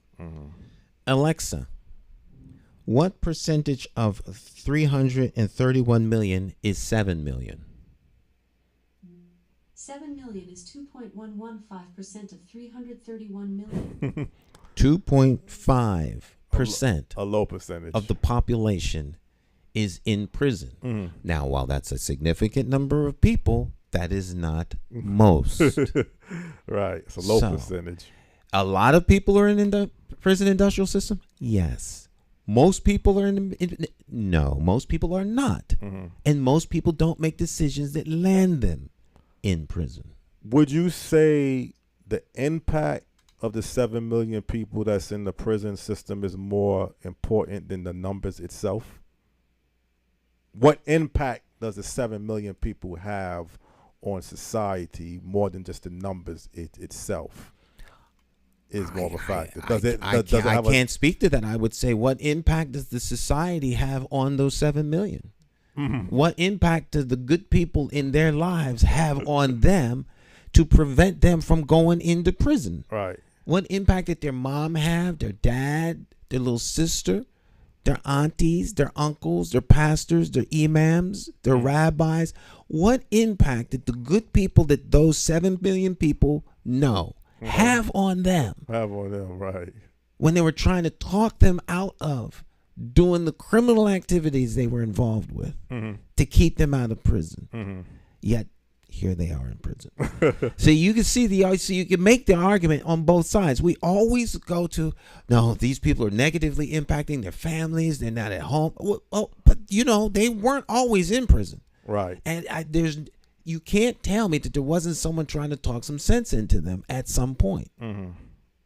Because most people that I've talked to that have gone to prison and are out of prison can tell me about how so-and-so told them, and people tried to get them to change their ways, but they refused. So it's not like the world, and I don't mean this to be harsh or cruel, but I'm going to take a hard line on this, as I have been. These 7 million people don't set the narrative for everyone else. It's admirable that they have issues that should be championed and all of that, but they don't set the narrative. Everyone is not in prison, but that doesn't mean we should turn our backs on anybody. But let's keep things in perspective. That's all I'm saying, and I'm not willing to yield the floor to those who are doing wrong and somehow deify them as the new divine order that gets to supersede everything good that's going on in society. Well, it may not set the tone, but I've heard reports that future construction prison dollars are looked at for young people as low as the 3rd grade. So I don't know if that's setting the tone or not. But when you're hearing reports that they are gauging future construction prison funding, however they allocate the money towards monitoring kids in the 3rd grade, meaning they can see from kids in the 3rd grade where they're going to be at, and they'll be at some point in the criminal justice system, because they wouldn't be looking at that's something that's been done for a long time. For a long time. But unfortunately, you do have to, forecast not just prison growth, but also hospital growth, school growth, where businesses are likely to emerge, housing. All these things are forecast by individuals who take a look at these trends. And I've been corrected by one of our viewers, said 7 million in prison is incorrect. I take this person's, because this person's involved in this in this area in many ways. It says, I'm watching your show. 7 million in prison is incorrect. It's around 2.2 million. The key point is that both the absolute numbers and the per capita imprisonment rate have skyrocketed over the past few decades. This is the largest system of mass imprisonment in human history, both in absolute and per capita terms. That is absolutely true. And quite frankly, that's what we should be speaking to, not the numbers and most. So my correction is in the most. And so as we see, most people are, no, 2.2 is significantly less than 7 million. Yeah. And so if we're talking about the number of people per capita of color in prison, that's a different subject. Yeah. And how those things are impacted, the number of indigenous people in prison, and the fact that the United States has the largest mass incarceration number of countries in the world. So we have problems, and our problems are are deep. And those problems can be resolved if we resolve to resolve them. There's no will to make life better for people. And I think there's a myriad of reasons and myriad of ways to address these issues. But for the most part, we're not addressing the issue. Well, I think the numbers you just stated about the black population could be more even relevant, because there was a report when I was graduating high school. They did the rap album Self-Destruction 88, 89. And if you look at that video, you'll see in America, 1 out of 4 black men is either in prison, probation, or parole, or something that they outlined about that.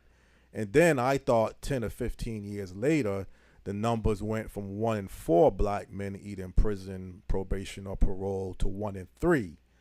I don't know if that's the accurate, up-to-date stat now of how many black men per population is either in prison, probation, or parole. Well, let's say whatever the number is, it's too many.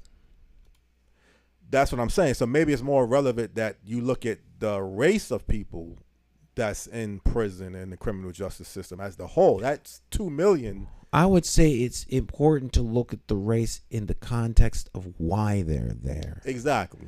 And so I think race becomes very relevant when you look at the correctional system and who's being treated certain ways and what the rationale for individuals being there. Because if you're seen as a criminal as opposed to someone who has a problem, then criminal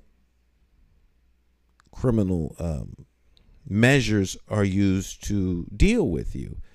The prison industrial complex is a multi-billion-dollar business.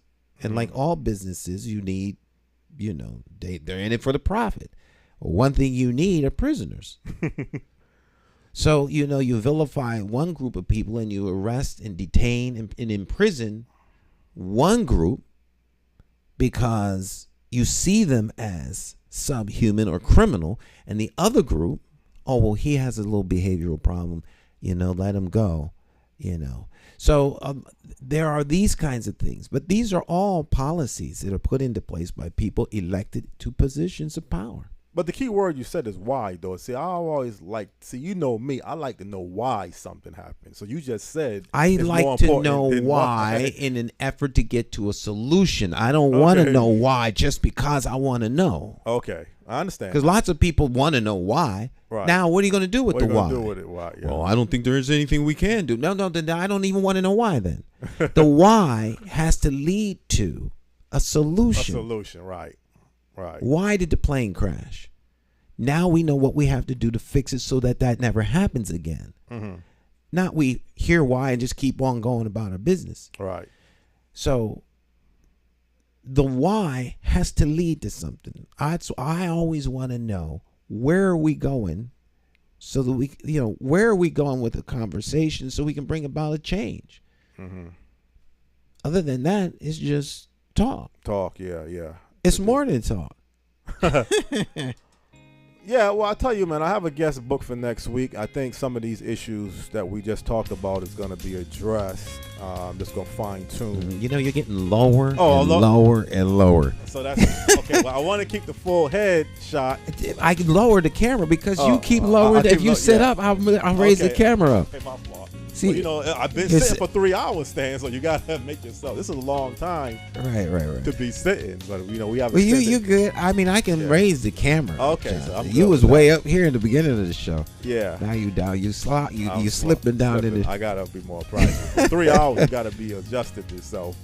Yeah, I mean, interesting topic. Again, I think next week's show is going to cover some of these areas that we just discussed towards the end of a major city in the United States.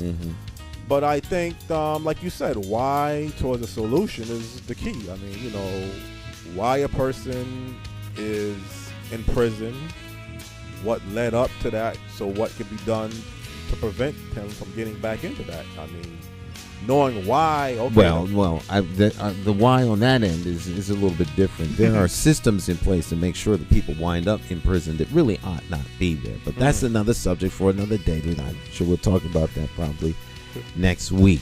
Right. Because, So let's look on things. I mean, I don't know if you got a plan. I need to know. We can talk about this off of the air or on the air about later. We already had the after show conversation. We could talk another hour.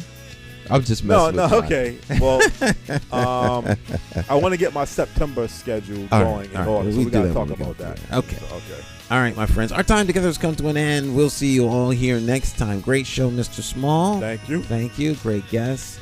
And special thanks to our guest, Captain Levy, for joining us. You all have a great rest of your day. Bye. Bye-bye.